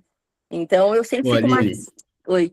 mas isso foi talvez uma das últimas coisas que eu tô conseguindo aprender, assim, com o Pedro, indo nos Challenger, agora que eu tô indo bastante, que é tênis. O que tu ensinou é tênis. As pessoas, talvez, que não tenham essa vivência do tênis, na parte competitiva, já daí dos 300 do mundo para baixo, vai ficar olhando muito para técnica, tática, física, mental dentro da quadra, mas o que ganha o jogo nessa hora é o que está fora da quadra. Vocês viram o Burro Thiago agora, né? Ele foi vice-campeão agora nos Estados Unidos de um 250. Fez um baita resultado lá, já tinha semana aqui. Há 2 meses atrás ele perdeu para o Pedro, em Buenos Aires, não. Na mesma semana de Buenos Aires. Esqueci o nome da cidade que estava tendo um challenge lá. Perdeu para o Pedro. Então, tu olha como o tênis é. Daí, o Pedro Boscardin ganhou do Burro Thiago, que hoje o Burro Thiago é 67 do mundo, se eu não me engano. E eu falo, o que eu tenho mais falado para o Pedro é isso: Pedro, vamos continuar fazendo bem feito fora da quadra, porque a gente está no nível top 100. Mas só que, assim, de novo, eu volto nos detalhes e volto que a gente fala pouco, porque é muito complexo falar isso. Talvez nem deveria estar falando isso aqui, mas porque não é o nosso foco, né? Mas, assim, tu pode ter certeza que a dona Alice, a mãe do Guga, ela teve muito a ver nessa história. E não é que ela não discutia com o Larry, ou com o Rafa com o Larry. É uma tríade que vai tendo aqui num alto nível, que provavelmente o Danilo, acompanhando a Naná agora, tem isso também, os treinadores, junto com o pai da Naná, junto com a Naná, assim a Vitória, assim o Pedro Boscardin, que é o meu caso aqui, assim o João Fonseca com o Gui e com a família, e todo vai tendo aqui um desconforto, que é o desconforto normal de quando a gente fala de tudo que é fora da curva, de tudo que é alto rendimento, entendeu? Não, mas Então, Alice, se me permite aí pelo livro que eu li, pela documentário, por tudo que eu vi na minha vida, ela garantiu que o filho dele jogasse tênis em alto nível e chegasse no maior sonho que ele podia. Então, eu acho que ela fez o papel de mãe. Eu acho que o papel de mãe e pai tem que ser esse, né? Ela garantiu fora da quadra, né? E daí eu vejo assim, a parte técnica, tal, tática, todo mundo vai acabar olhando isso também, inclusive a família, porque a família está olhando o todo, certo? Então, se ela está vendo que alguma coisa, e às vezes o problema é técnico-tático mesmo, às vezes né? E quem que vai estar olhando isso aí? Se o treinador ele não vai se autodemitir, muitas vezes isso não acontece, a maioria das vezes, quem que vai estar olhando isso? Aí eu te pergunto, que não é uma decisão fácil, né? Como que tu vai saber se tu não é especialista nisso? Então fica numa questão aqui de como tu confiar nesse treinador, que é extremamente complexa, não é fácil. E mais te falo, o contrário é verdadeiro. A família que não se envolve, talvez está perdendo uma grande oportunidade de tirar o máximo daquele jovem já nesse momento, né? É verdade. Voltando um pouco para o Lucas, agora eu vou deixar o pai falar um pouco, né? O Gustavo que treina o Lucas, ou você deixa o Adriano treinar, né? Que também é fantástico, né? Seu grande parceiro aí, né? Da vida no tênis aí. Tudo bem, pessoal? Boa noite. Olha, a gente treina o Lucas ali, acho que é um trabalho em equipe. Muitas vezes, eu tento não me envolver tanto mais, só por trás das câmeras, porque eu acho que quando o Adriano está envolvido, o outro técnico da nossa equipe, o Joel, Batista, parece que o Lucas escuta melhor. Aí. Então, essa coisa de pai, chega um momento que eu não sei se a proximidade é importante, né? Lógico, para a educação. Eu vivi de tênis e vivo do tênis, então a parte técnica a gente discute muito. Agora o Bruno está com a gente sempre, a gente está trabalhando vídeos e vê o que precisa ser trabalhado, mas eu quero cada vez me distanciar um pouco mais, tá? olhar sempre assim por cima, lógico, como pai.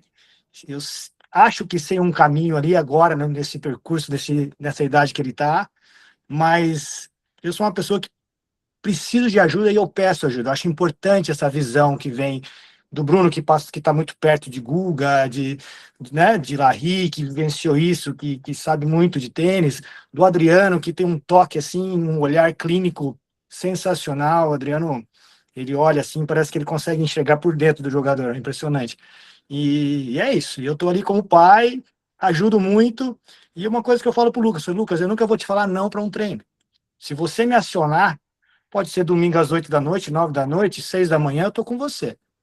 Mas eu não sou a pessoa que agora eu vou ser o cara te chamando. Eu preciso de você um pouco. Se você quer, e realmente você quer dar o próximo passo, agora, meu amigo, chama a responsabilidade, né? E por aí.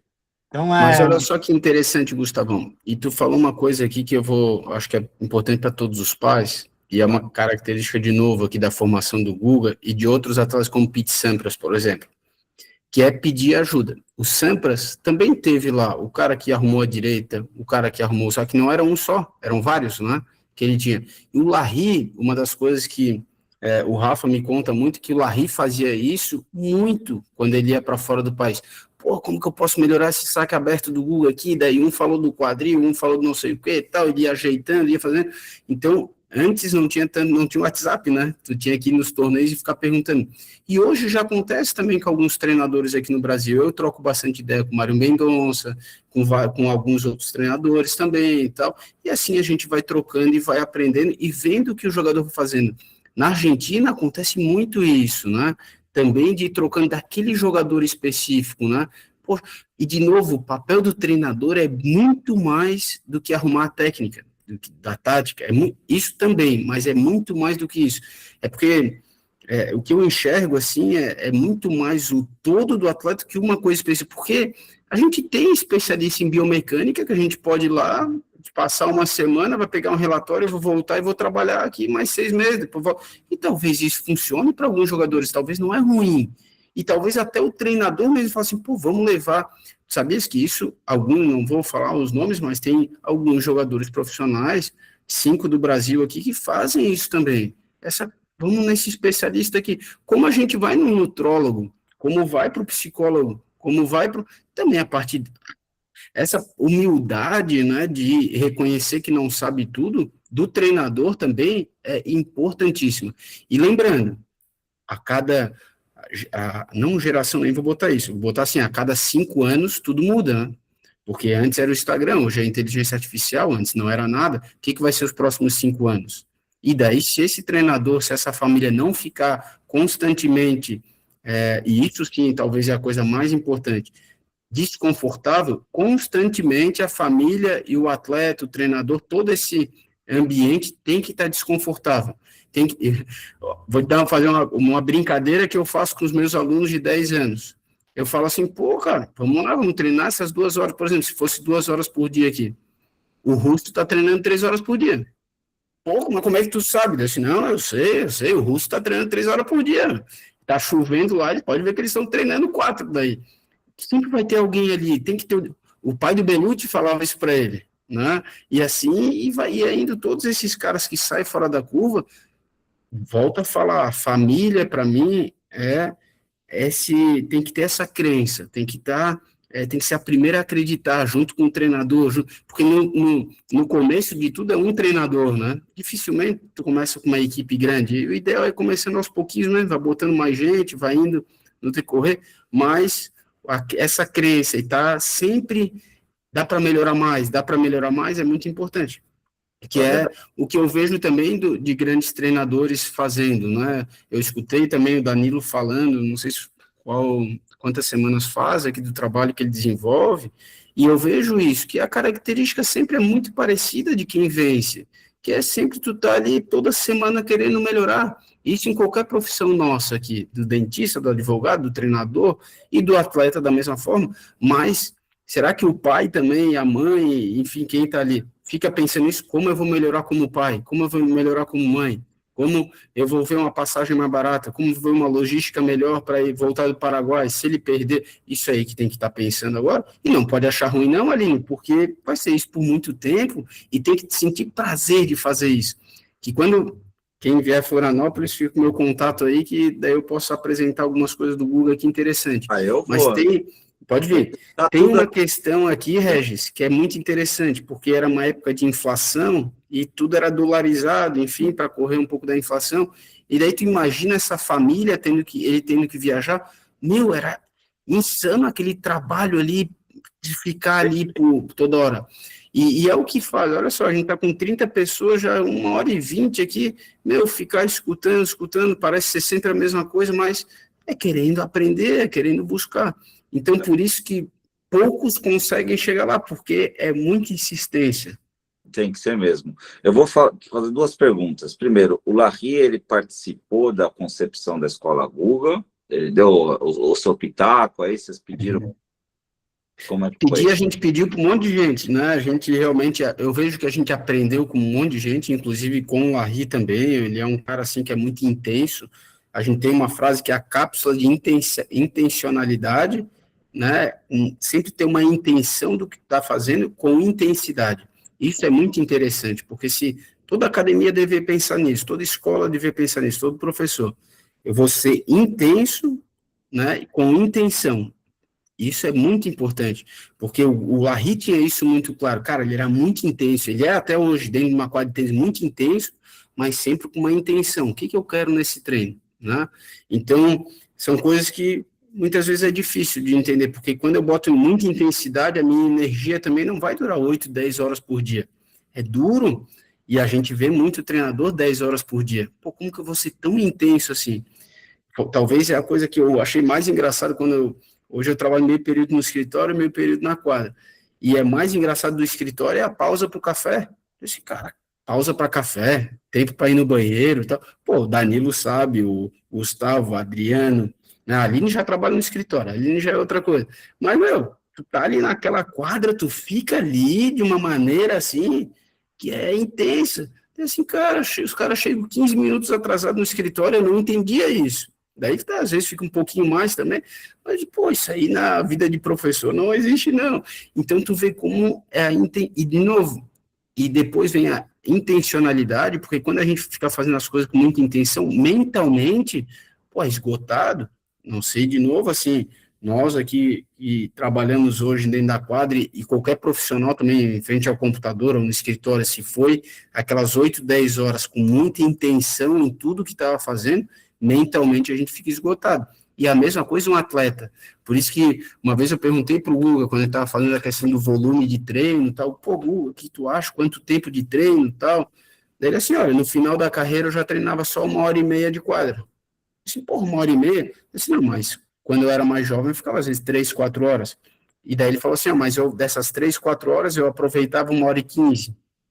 E daí eu vejo que é isso, se a gente conseguir mudar isso no tênis brasileiro, que é, meu, hein, nem pisou dentro da quadra, quando tu tá lá fazendo teu aquecimento, a tua rotina, antes de entrar na quadra, se tu já tiver realmente focado ali, é muito importante, né? Então, assim, se a gente fosse entrar no tema de treinos, cada um tem seu método, né?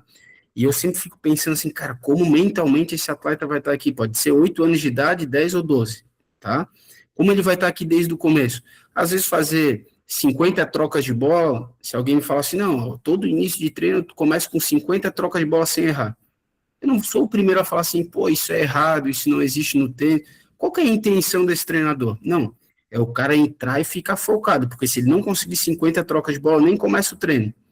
Ele tem uma intencionalidade com isso. E eu vejo que hoje, se eu falo isso, teria gente levantando a mão, pô, totalmente errado, isso não existe. Mas tu nem sabe por que o treinador está fazendo aquilo. E eu vejo que muitas vezes o treinador brasileiro fala de mal de outro sem entender o que ele quer com aquela atividade, né?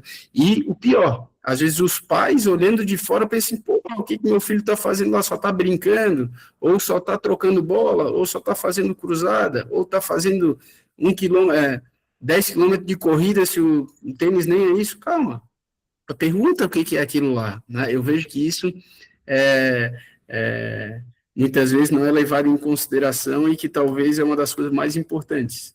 Não, eu acho. Até vou colocar um pouco o Danilo. Danilo, você pode, se você quiser entrar. O Danilo, ele é professor no Pinheiros, então ele conhece o trabalho de alto rendimento dos maiores clubes do Brasil, que é o Pinheiros.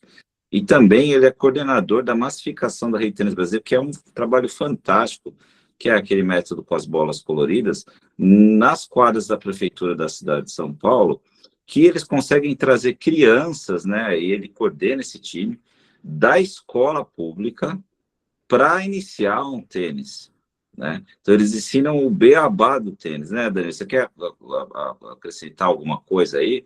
Porque eu queria fazer essa conexão. Como é que é na escola Guga, né? E o que você tem de experiência? O que você vê, por exemplo, no Pinheiros e na rede tênis no iniciante, que é o que você faz da massificação com o início do Pinheiros, e depois o alto rendimento que a gente está falando o tempo inteiro. Boa noite, pessoal, tudo bem? Valeu, meu filho. Bom, eu acho que assim, falando um pouco da iniciação, né? Nós aqui em São Paulo, a gente tem trabalhado bastante aí, que nem o Bruno falou, com aulas bem atrativas, tem que ser uma metodologia bem dinâmica, né? E sempre tentando fazer com que a criança permaneça também por mais tempo que ela puder dentro da quadra, e sempre brincando, né? Porque eu acho que o quanto mais ela tiver de volume, de contato com a modalidade, de estar participando de estar na quadra mesmo, ela vai pegar gosto, ela vai melhorar, ela vai evoluir, e aí que eu acho que aí entra o X, né? Ela não vai sair do esporte. Que eu acho que vai fazer, vai perder o interesse ou vai sair, provavelmente vai ser aquelas aulas mais maçantes, uma aula muito técnica, ou a falta do êxito, né? Então, por exemplo, também, você chega lá um professor que ele é muito rigoroso, ele cobra muito, ele é um cara pega muito no pé e coloca também desafios mais altos, acaba frustrando a criança, o aluno. Então, para nós que trabalhamos com criança, a gente tenta sempre fazer dessa forma. Na rede tênis hoje, eu tenho uma equipe com 6 professores, e dentro desses 6 eu tenho dois professores, um professor que vai sempre na escola pública, que é o Paulo, né? Ele vai na escola, que a gente fala que ele vai lá dar o doce, né? Então ele vai na escola e divulga a modalidade nas escolas, e aí no final de cada aula ele fala, olha, quem quiser jogar mais vezes, né, continuar a fazer uma vez por semana, olha, tem um parque aqui no Alto da Lapa, que é o Pelezão, a aula toda quarta-feira, podem ir lá que vai ter uma hora por semana para vocês poderem jogar. Então ele vai na escola para dar aquele doce. E aí depois a criança vai para casa, vai falar com o pai, vai falar com a mãe, nossa mãe, hoje foi um professor lá, a gente jogou tênis, não sei o que, e ele tá tendo aula lá no Pelezão, eu quero jogar. E aí essa criança, e a mãe, o pai, a família vai até o Pelezão, vem até nós, e aí continua fazendo um trabalho, desenvolvendo um trabalho com a gente ali uma vez por semana, né? Então, aí que nem o Bruno falou lá das fases, fase 4, que já é competitivo, o Paulo faz a fase 1, né, da rede tênis. Aí nos parques eu faço a fase 2, que seria aulas uma vez por semana, com grupos mais ou menos ali de 20 crianças na quadra. Aí na sequência vem fase 3, que seria, vamos dizer assim, mais ou menos um pré-competitivo. Ainda temos crianças de 8 a 10 anos, bola laranja, alguns fazendo a migração já na bola verde. E aí depois vem a fase 4, que aí já entra os meninos que já estão jogando os torneios da federação, já na bola verde para amarela. E aí, bom, fugi um pouquinho falando da rede de tênis aqui. E aí, no Pinheiros, né, todo esse desenvolvimento, né, também fiquei 10 anos na escolinha de tênis do Pinheiros. Não tive nunca participei do alto rendimento do Pinheiros como técnico, mas sempre tive muito próximo da equipe, porque a gente fazia parte ali da equipe do Eduardo West na época, e sempre estávamos ali, às vezes, assistindo alguns treinos, alguns meninos jogarem, né, como já teve lá Antoniano Fazano, que foi número 1 sul-americano anos atrás. Então, Biadade treinou lá, Nathalie Curata. Então, nós já tive esse contato assistindo eles treinarem e com os treinadores que estavam na época, né? Então, assim, eu vejo que a transição e é importante essa transição e o apoio também, que nem falando ali da família, estarem junto, de acompanhar o atleta, o filho, né? Lá no clube eles acompanham menos, não sei se talvez pelo poder financeiro, não sei, posso estar falando besteira aqui, mas eu vejo que quem acompanha muito lá são os próprios treinadores, né? Eu vejo pouco o associado falar assim, ah, meu filho vai jogar na Colômbia, eu vou lá acompanhar ele, ou não, normalmente vai um técnico do clube com eles como responsável. Às vezes, de vez em quando, uma mãe ou outra vai, ah, vou encontrar com ele nesse final de semana e eu vou voltar depois com ele. Mas é muito difícil. Normalmente é sempre o treinador que está sempre junto com o atleta, né? Não, os pais não vejo muito falarem que estão acompanhando. Não sei se isso é bom. Eu acho que estar perto é muito importante. O Pedro, meu filho, se um dia resolver jogar nesse nível e for jogar torneios fora do Brasil, ou até mesmo do Brasil, se eu puder acompanhar, com certeza eu vou estar junto. Se eu não tiver que estar dando aula aqui em São Paulo, eu vou estar junto. Vou fazer igual o Paulinho faz e vou embora. Né? Eu acho que é, eu quero estar ali, né? E igual Gustavo, né, o pai do Lucas, ele comentou, eu também tenho muito essa coisa assim na cabeça. Eu como pai sou uma pessoa, como professor, treinador eu sou outra. Então, com o Pedro, eu tento não me envolver como professor, né? E às vezes ele vai participar dos treinos com a gente nos parques e eu tento não me envolver muito, né? Eu falo, pô, escuta lá a Magnólia, vai escutar a Miriam, participa, ouve eles, porque a minha ligação como pai e filho é diferente. E aí acabo também misturando um pouco ao quanto eu cobro, porque eu não sei, eu como pai às vezes quero uma perfeição muito grande, quero que ele preste atenção 100%. Só que, cara, ele é uma criança ainda, tem 9 anos.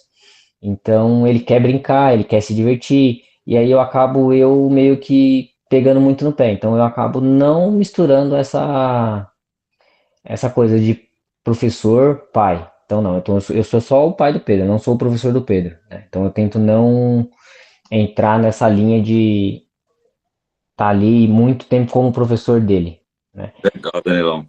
Legal. Eu acho que conecta com outro pai aqui, que é super treinador da Guga Sorocaba, o Adriano, né? Agora, e aí, Eu Adriano? falei Gustavo, desculpa. Ah, não, o Lucas o pai do Lucas é o Gustavo. Ah, tá certo. Pai do Gustavo, do Lucas é o Gustavo, mas tem o Adriano Cipriano, que é pai do Nico, e ele joga junto com o Lorenzo aí na Federação Paulista, tem 10 anos, viu, Danilo? É um cara fenomenal aí, né? Ele e o Gustavo tocam a Guga Sorocaba aí, né? Parceiraço do Bruno, né? E eu acho que ele vai concordar com você aí, viu, Danilão? Viu, Regis? Ainda você tá me devendo o Lourenço jogar uma dupla com meu filho ainda, hein? Poxa, mas Ixi, Ah lá, e não colocamos os dois para fazer uma duplada junta ainda, hein? Deus quiser. A hora tem campeonato de dupla no Brasil, né? Eles não fazem, a gente fala. Ainda vai né? ter, ainda vai acontecer. Eu sou advogado que tem que ter campeonato dupla na Federação Paulista da CBT, porque coloca lá, vai CBT, IJ ou IJ lá na Federação Paulista, vai ter 5 duplas. Choveu, cancela a dupla. Atrasou, a dupla vai ser 7 Pro. Ah, não tem dupla. É assim, então tem que ter o campeonato só de dupla e acabou. Né? Eu acho fundamental ter campeonato de dupla. Não, mas assim, escutando todo o bate-papo aqui, né? É tão bacana, né? Esse grupo de 360. Eu tô no tênis há pelo menos uns 30 anos. E pelo menos eu nunca participei, acho que o Bruno, o Gu pode falar também, Danilo. Não sei se já participaram de um grupo onde tanta informação bacana de ex-jogadores, pessoas de gestão, pessoas da nutrição, pessoas da preparação física, pessoas vendo com conceitos novos do tênis, e tudo isso para integrar, né, como a gente pode jogar melhor no tênis, né? Eu não sei, se isso aconteceu antes, eu não sei. Então, na verdade, a gente tinha que dar parabenizar aí ao grupo 360, que, assim, vem fazendo um papel sensacional em passar informação e deixar o tênis aí mais próximo. E eu fico imaginando desses pais, que a gente é do tênis, certo? Que trabalha com nossos filhos, mas eu fico imaginando para os pais que nunca fizeram parte, às vezes, de um esporte da área de competição. Como que eles conseguem lidar com isso no dia a dia, em campeonato?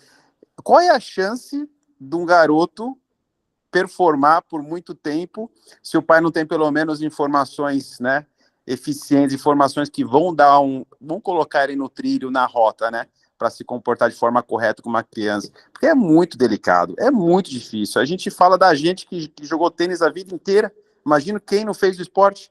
Como vai conseguir permanecer esse garoto com 12, 13, 14, 15, 16 anos chegando lá? Então, assim, eu acho que quanto mais informação mesmo, a gente vai estar chegando mais próximo aí dos nossos objetivos de levar o tênis na vida dessas crianças, né? Colocar o tênis, igual o Bruno está falando, colocar o tênis na vida dessas crianças para que eles permaneçam jogando tênis por muitos e muitos anos, né? Porque esses jogadores vão ser empresários, CEOs, desenvolvedores aí de novos negócios, e com certeza eles gostando do tênis, quem sabe lá na frente a gente vai ter muito mais opção e oportunidade para essas pessoas apoiarem um projeto social, apoiarem uma ativação nova dentro do tênis, né? Então é o nosso papel, né? Igual o Regis estava falando que os torneios ali de Sorocaba, o pessoal vem curtindo, vem gostando, e esse é o nosso papel, né, que o Bruno falou, né, de realmente impactar de forma positiva todas as pessoas que estão lá dentro, né. Então, é isso. E falando um pouquinho também do Lukaku, né, que a gente vive no dia a dia, é um garoto especial, é um garoto sensacional, todos os jogadores têm características diferentes, perfis diferentes, a característica dele, ele é um pouco parecido até com você em algumas coisas, sabe? Até pra gente brincar um pouquinho. Às vezes eu chamo que ele é tipo um pernilongo. Sabe por quê? Ele dá uma picadinha assim de um lado, ele pica você de um lado, e quando você quer matar o pernilongo, ele encontra um outro lado de fraqueza sua e vai picar outro lado. Aí ele vai lá, você tenta matar, ele foge e vai para outro lado. Então, ele tem a capacidade de colocar esse jeito de ser que é fantástico, ele coloca também na quadra de tênis. Eu lembro uma vez que a gente estava no campeonato e, poxa, o moleque jogava pra cacete. Eu falei, Lucas, cara, a única fórmula que eu passei para ele, assim, de tentar, falei, Lucas, se você encontrar uma maneira de ganhar desse garoto, você me avisa, que daí depois a gente vai sair junto e comemorar. Aí ele,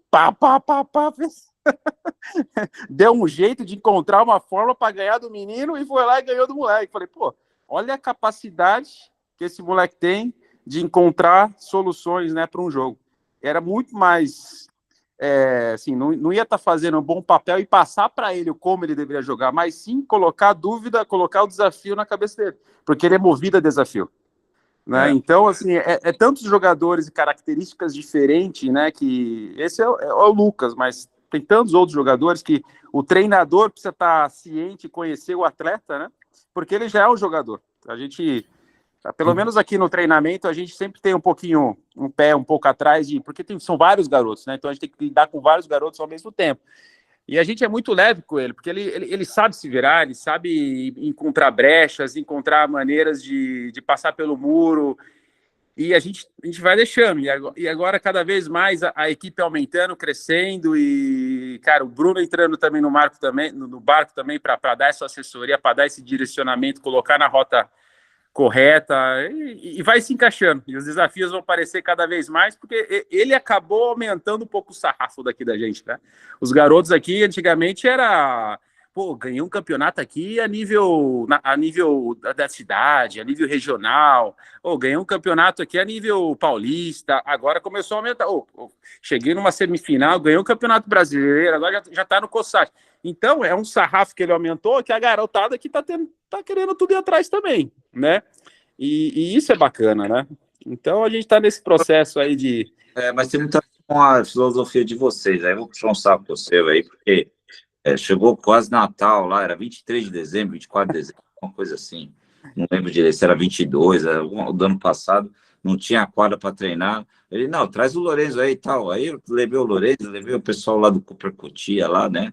O pessoal do lá nunca tinha vindo.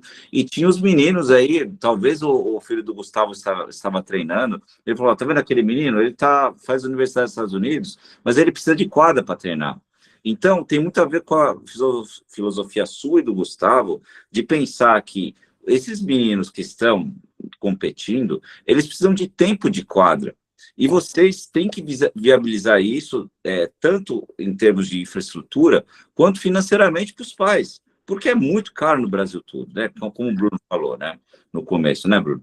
E isso eu tenho que dar muito parabéns a você. E a segunda coisa, agora conectando com o que o Danilo falou, como você trata o Nico. O Nico, ele erra umas bolas lá, ele começa a ficar bravo com ele mesmo, e você não vai chamar a atenção dele, você deixa o seu filho aprender com os erros dentro da quadra, né? Porque eu vi ele lá batendo bola com o Lourenço, né, naquele dia, outros dias, e isso é muito importante, né? Você, que nem o Danilo falou, você ser pai, na verdade, né? Eu procuro, principalmente, entender o momento de amadurecimento da criança, né? Eu vejo que o meu filho, nesses últimos meses e ano, ele iria ter um impacto muito mais positivo de uma partida eu deixando ele jogar sozinho, porque é a mesma coisa que você jogar o seu filho na selva, certo? Se você joga ele lá na selva e você está do lado dele, ele perde a capacidade de sobrevivência dentro da selva, certo? Se você deixa ele sozinho e se virar, ele ativa, né, dentro dele uma maneira de sobreviver, certo? Mas eu falo para ele: papai tá aqui do lado, o que você precisar, você dá um toque, mas agora o jogo é seu, tá? Qualquer coisa, tô aqui próximo. E aí eu vou tomar minha cervejinha, eu vou curtir minha viagem também, porque isso vai passar rápido. Né? Eu falei, não, eu quero me conectar com os pais, eu quero conhecer gente, eu quero convidar o pessoal para vir para academia, e deixa o meu filho se virar lá. Várias vezes já vi ele voltando chorando, resmungando, e tá tudo certo, sabe? Mas mesmo que eu sei. E o churrasco já tá mantido, viu, Adriano? Não, e temos que fazer o churrasco 360 lá na academia. Eu sei disso, eu tô agitando com os pais aí. Né? Vamos fazer. Um tênis day lá. Ó, eu tô do lado, hein? Eu vou lá, hein? Eu tô aqui. Não, viu, Danilo? Virando São Roque, eu tô lá, hein? Danilo, falando com o Danilo também, a gente tá com uma ação aqui também de abertura de uma associação. Depois eu queria... Posso pegar o seu contato aqui com o Regis? Depois eu claro. passo você? Lá fora. Sim, claro, por favor. Pra gente eu tô unir perto, forças tô aqui aí, quase São Roque. né, tentar mexer um pouquinho no tênis, né? Não. Olha só que bacana, né? Isso já valeu a pena, né? Essa conexão, mas vocês colocaram uma coisa que eu considero que é extremamente importante, que é o quê? Quem conhece mais os filhos de vocês? São vocês mesmos, provavelmente a família. Então, Danilo, Gustavo, Adriano, Aline, todos os Regis, todos os pais aqui de tenistas, cara, quanto mais próximo vocês ficarem, melhor, mas fazendo o papel que é para ser feito naquele momento. Às vezes, vai estar do lado da quadra como treinador, beleza, vai estar como treinador. Se não tiver nenhum, tu não vai ser? Vai ter que ser. Mas se tiver um lá que é melhor que tu naquele momento, deixa esse cara, se tu está confiando nele. Mas o que eu sempre volto nisso, porque muitas vezes, assim, eu enxergo a família, os pais tentando se afastar para não causar um problema, mas eu acho que é o contrário, sabe? Porque os filhos realmente eles querem estar próximo, e que eu vejo acontecendo de novo, não só eu como a estatística, eu volto nisso para vocês não olharem para o Bruno, não é o Bruno falando, é os números falando. Falei de propósito da mãe do Rune, falei do Tsitsipas de propósito, realmente para a gente pensar nisso, mas eu posso falar de um monte aqui, do pai do Shelton, do Zverev, que eu já falei. Se tu vai listar os top 20, tu vai ver assim, cara, 15 são muito ativos. E esses 5 que sobraram, um era da canoagem, o tio era jogador de futebol, o outro... Tu vai dizer assim, cara, todo mundo vem do esporte, eu estava muito envolvido. Então, assim, Danilo, a próxima vez que for falar disso, cara, eu quero ver tu do lado do teu filho. É Pedro o nome dele, né? Como o Gustavo do Luca, como o Adriano também do Nico, e assim por diante, como eu do lado do meu filho, porque eu acredito muito. Cara, como era o pai da Naná, Pô, o pai da Naná foi treinador dela durante muito tempo. Até hoje, duvido se ele não dá pitaco lá no treino. Dá, cara, não tem jeito. Isso é mais forte que esses caras, que nós, na verdade. E isso faz a diferença, porque eu também estava com o Gustavo analisando a biomecânica lá do Lucas. Tava, cara, e vou estar depois do Nico também, quando ele for mais velho. E vou estar, porque a gente quer o melhor para ele. E quem que quer o melhor para o seu filho? Quem quer o melhor para aquele atleta? Cara, além de ser filho, é o atleta, o pai e a mãe, eles querem o melhor para o filho. Então, assim, eu acho que isso tem uma força tremenda. Como também eu escutei aqui da mãe do João Fonseca, eu esqueci o nome dela. Roberta, falando também que ela também propunha várias coisas para o Guilherme, até hoje, tenho certeza que ela traz ali questões para o Guilherme também, né? Então, assim, não se afastem muito, não, é só um papel diferente, mas não se afastem. Eu, às vezes, quem é treinador, por que não fazer parte do time técnico também? Não precisa ser um treinador. Poxa, pode ser uma coisa compartilhada. Eu acho que tem efeitos aí maravilhosos, né? Agora, o contrário é verdadeiro. Se afastar, eu acho que daí a gente perde uma grande oportunidade. Beleza. Ô Bruno, umas últimas aí. O Guga, ele aparece nos treinos, de repente, sim, de sopetão aí em Florianópolis? O Guga, sabe aonde ele vai mais? É acompanhar o filho dele. O filho dele joga tênis. E ele vai em praticamente todos os torneios do tênis. Ele está lá com o filho, né? Ele está, tu imagina, ele está lá. Só que ele vai como um papel de pai. Só que ele também... Quantos anos é o filho dele? Oi? Quantos anos é o filho dele mesmo? Tem 13. Caramba, você joga a nível estadual. Joga a nível estadual. Joga tênis, tu vê que menino corajoso, né? Que jogar tênis. Poxa, eu acho isso, só por ele entrar numa quadra de tênis, esse cara já é diferenciado, né? O filho, tô falando.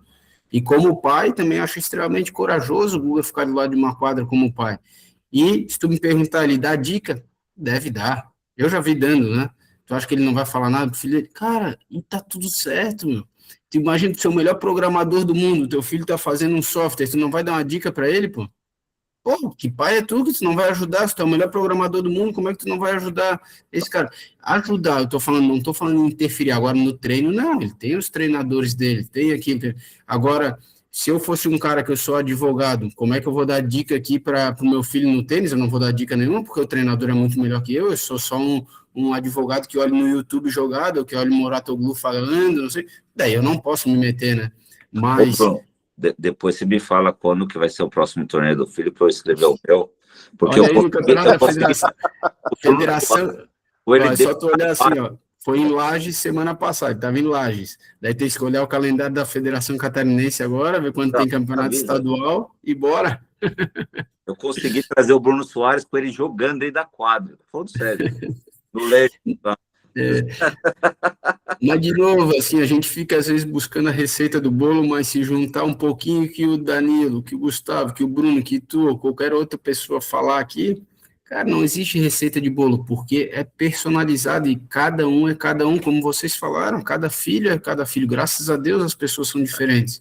E talvez o que a Naná fez não vai servir para a Vitória, que não vai servir para a Duda, e assim por diante, como o que o Danilo fez para o Pedro não vai servir para o João, que serviu para o Lucas. Então, assim, depende de cada uma, mas tem que acreditar num caminho. Porque o Guga errou muito, a família errou muito. Tu pode ter certeza que eles erraram muito nesse caminho. Só que, cara, tinha aquele objetivo, e esse objetivo no começo não era ser tenista profissional, não, era usar o esporte como ferramenta educacional.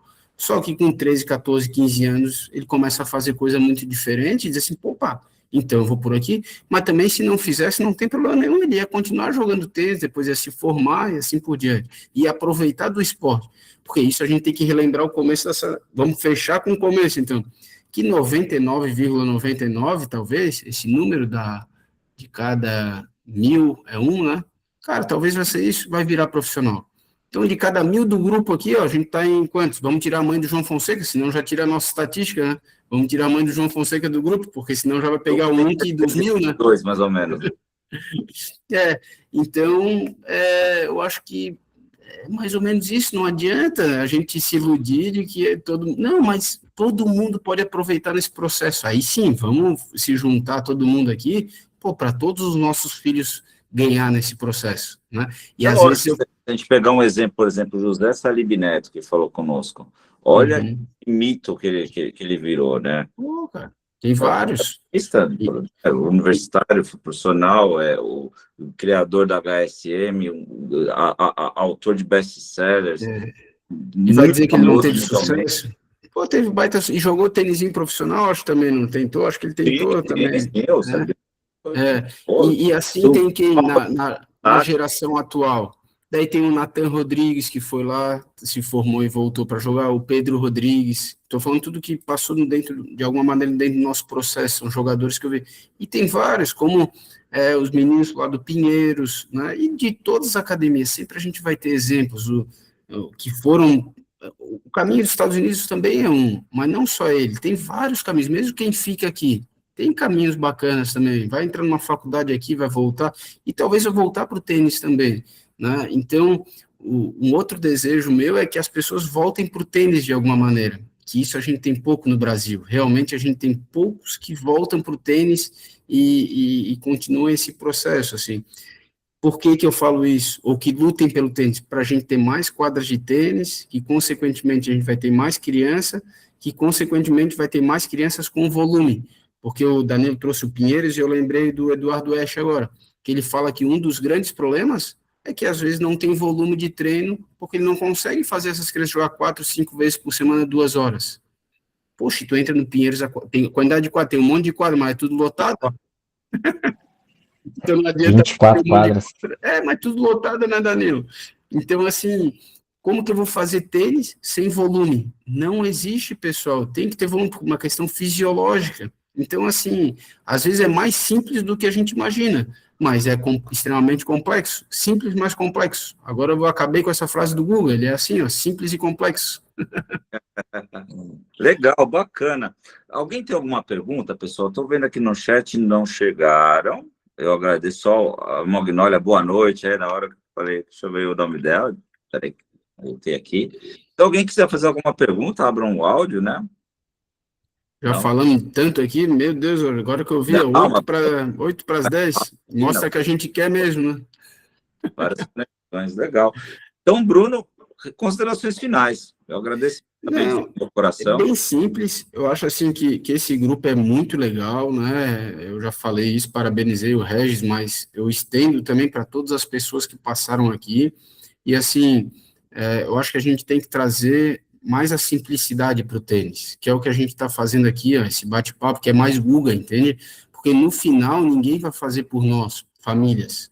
Então, quem faz o tênis são as famílias, né? Eu sempre coloco isso dentro das federações também. Antigamente, quem fazia as federações eram mais as famílias e menos o papel do burocrata lá tal, porque, e eu acho isso muito saudável, são as famílias que têm que fazer, sabe? Quando vai para um torneio de tênis, a gente vê lá em Sorocaba, cara, lá sai do jeito que sai, porque são famílias fazendo, e todo mundo que está lá, sabe, Regis, todos os participantes, pô, choveu, pô, como que a gente vai ajudar e não ficar, pô, esse clube devia ter um vassourão a mais, esse clube deveria ter quadra coberta, esse clube... Não, mas o que eu posso acrescentar, né? Então, eu acho que falta isso, sim, né, hoje no tênis, e eu gosto também de levantar essa bandeira, assim, porque sempre jogar a responsabilidade para nós mesmos, porque muita coisa foi feita assim, e eu vejo formar jogador faz parte disso. Tu imagina o teu filho te vendo lutar por um bem do tênis. Cara, tu estás dando uma força para ele a mais, como o filho do Danilo, do Gustavo. Então, talvez esse é um dos motivos que filho de jogador joga, porque a criança está vendo assim, cara, meu pai está se doando aqui todo dia, né? Não é só pela uma parte técnica, sabe? Então, acho que todo mundo do grupo ali, eu vejo a turma participando bastante, mas realmente deixar ele ativo, mas sempre lembrando isso. Poxa, o que tu podes acrescentar? O que tu podes acrescentar, né? O que tu estás acrescentando?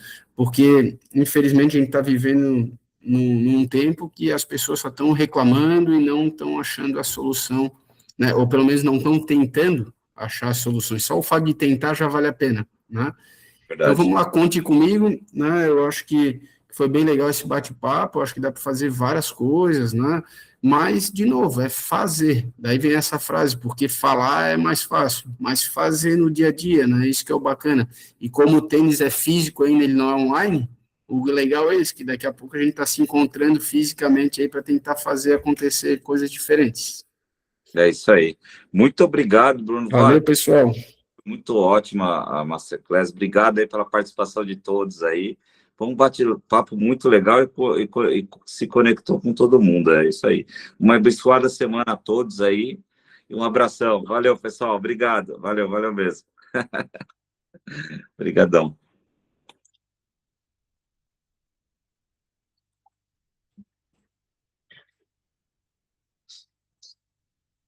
Vai.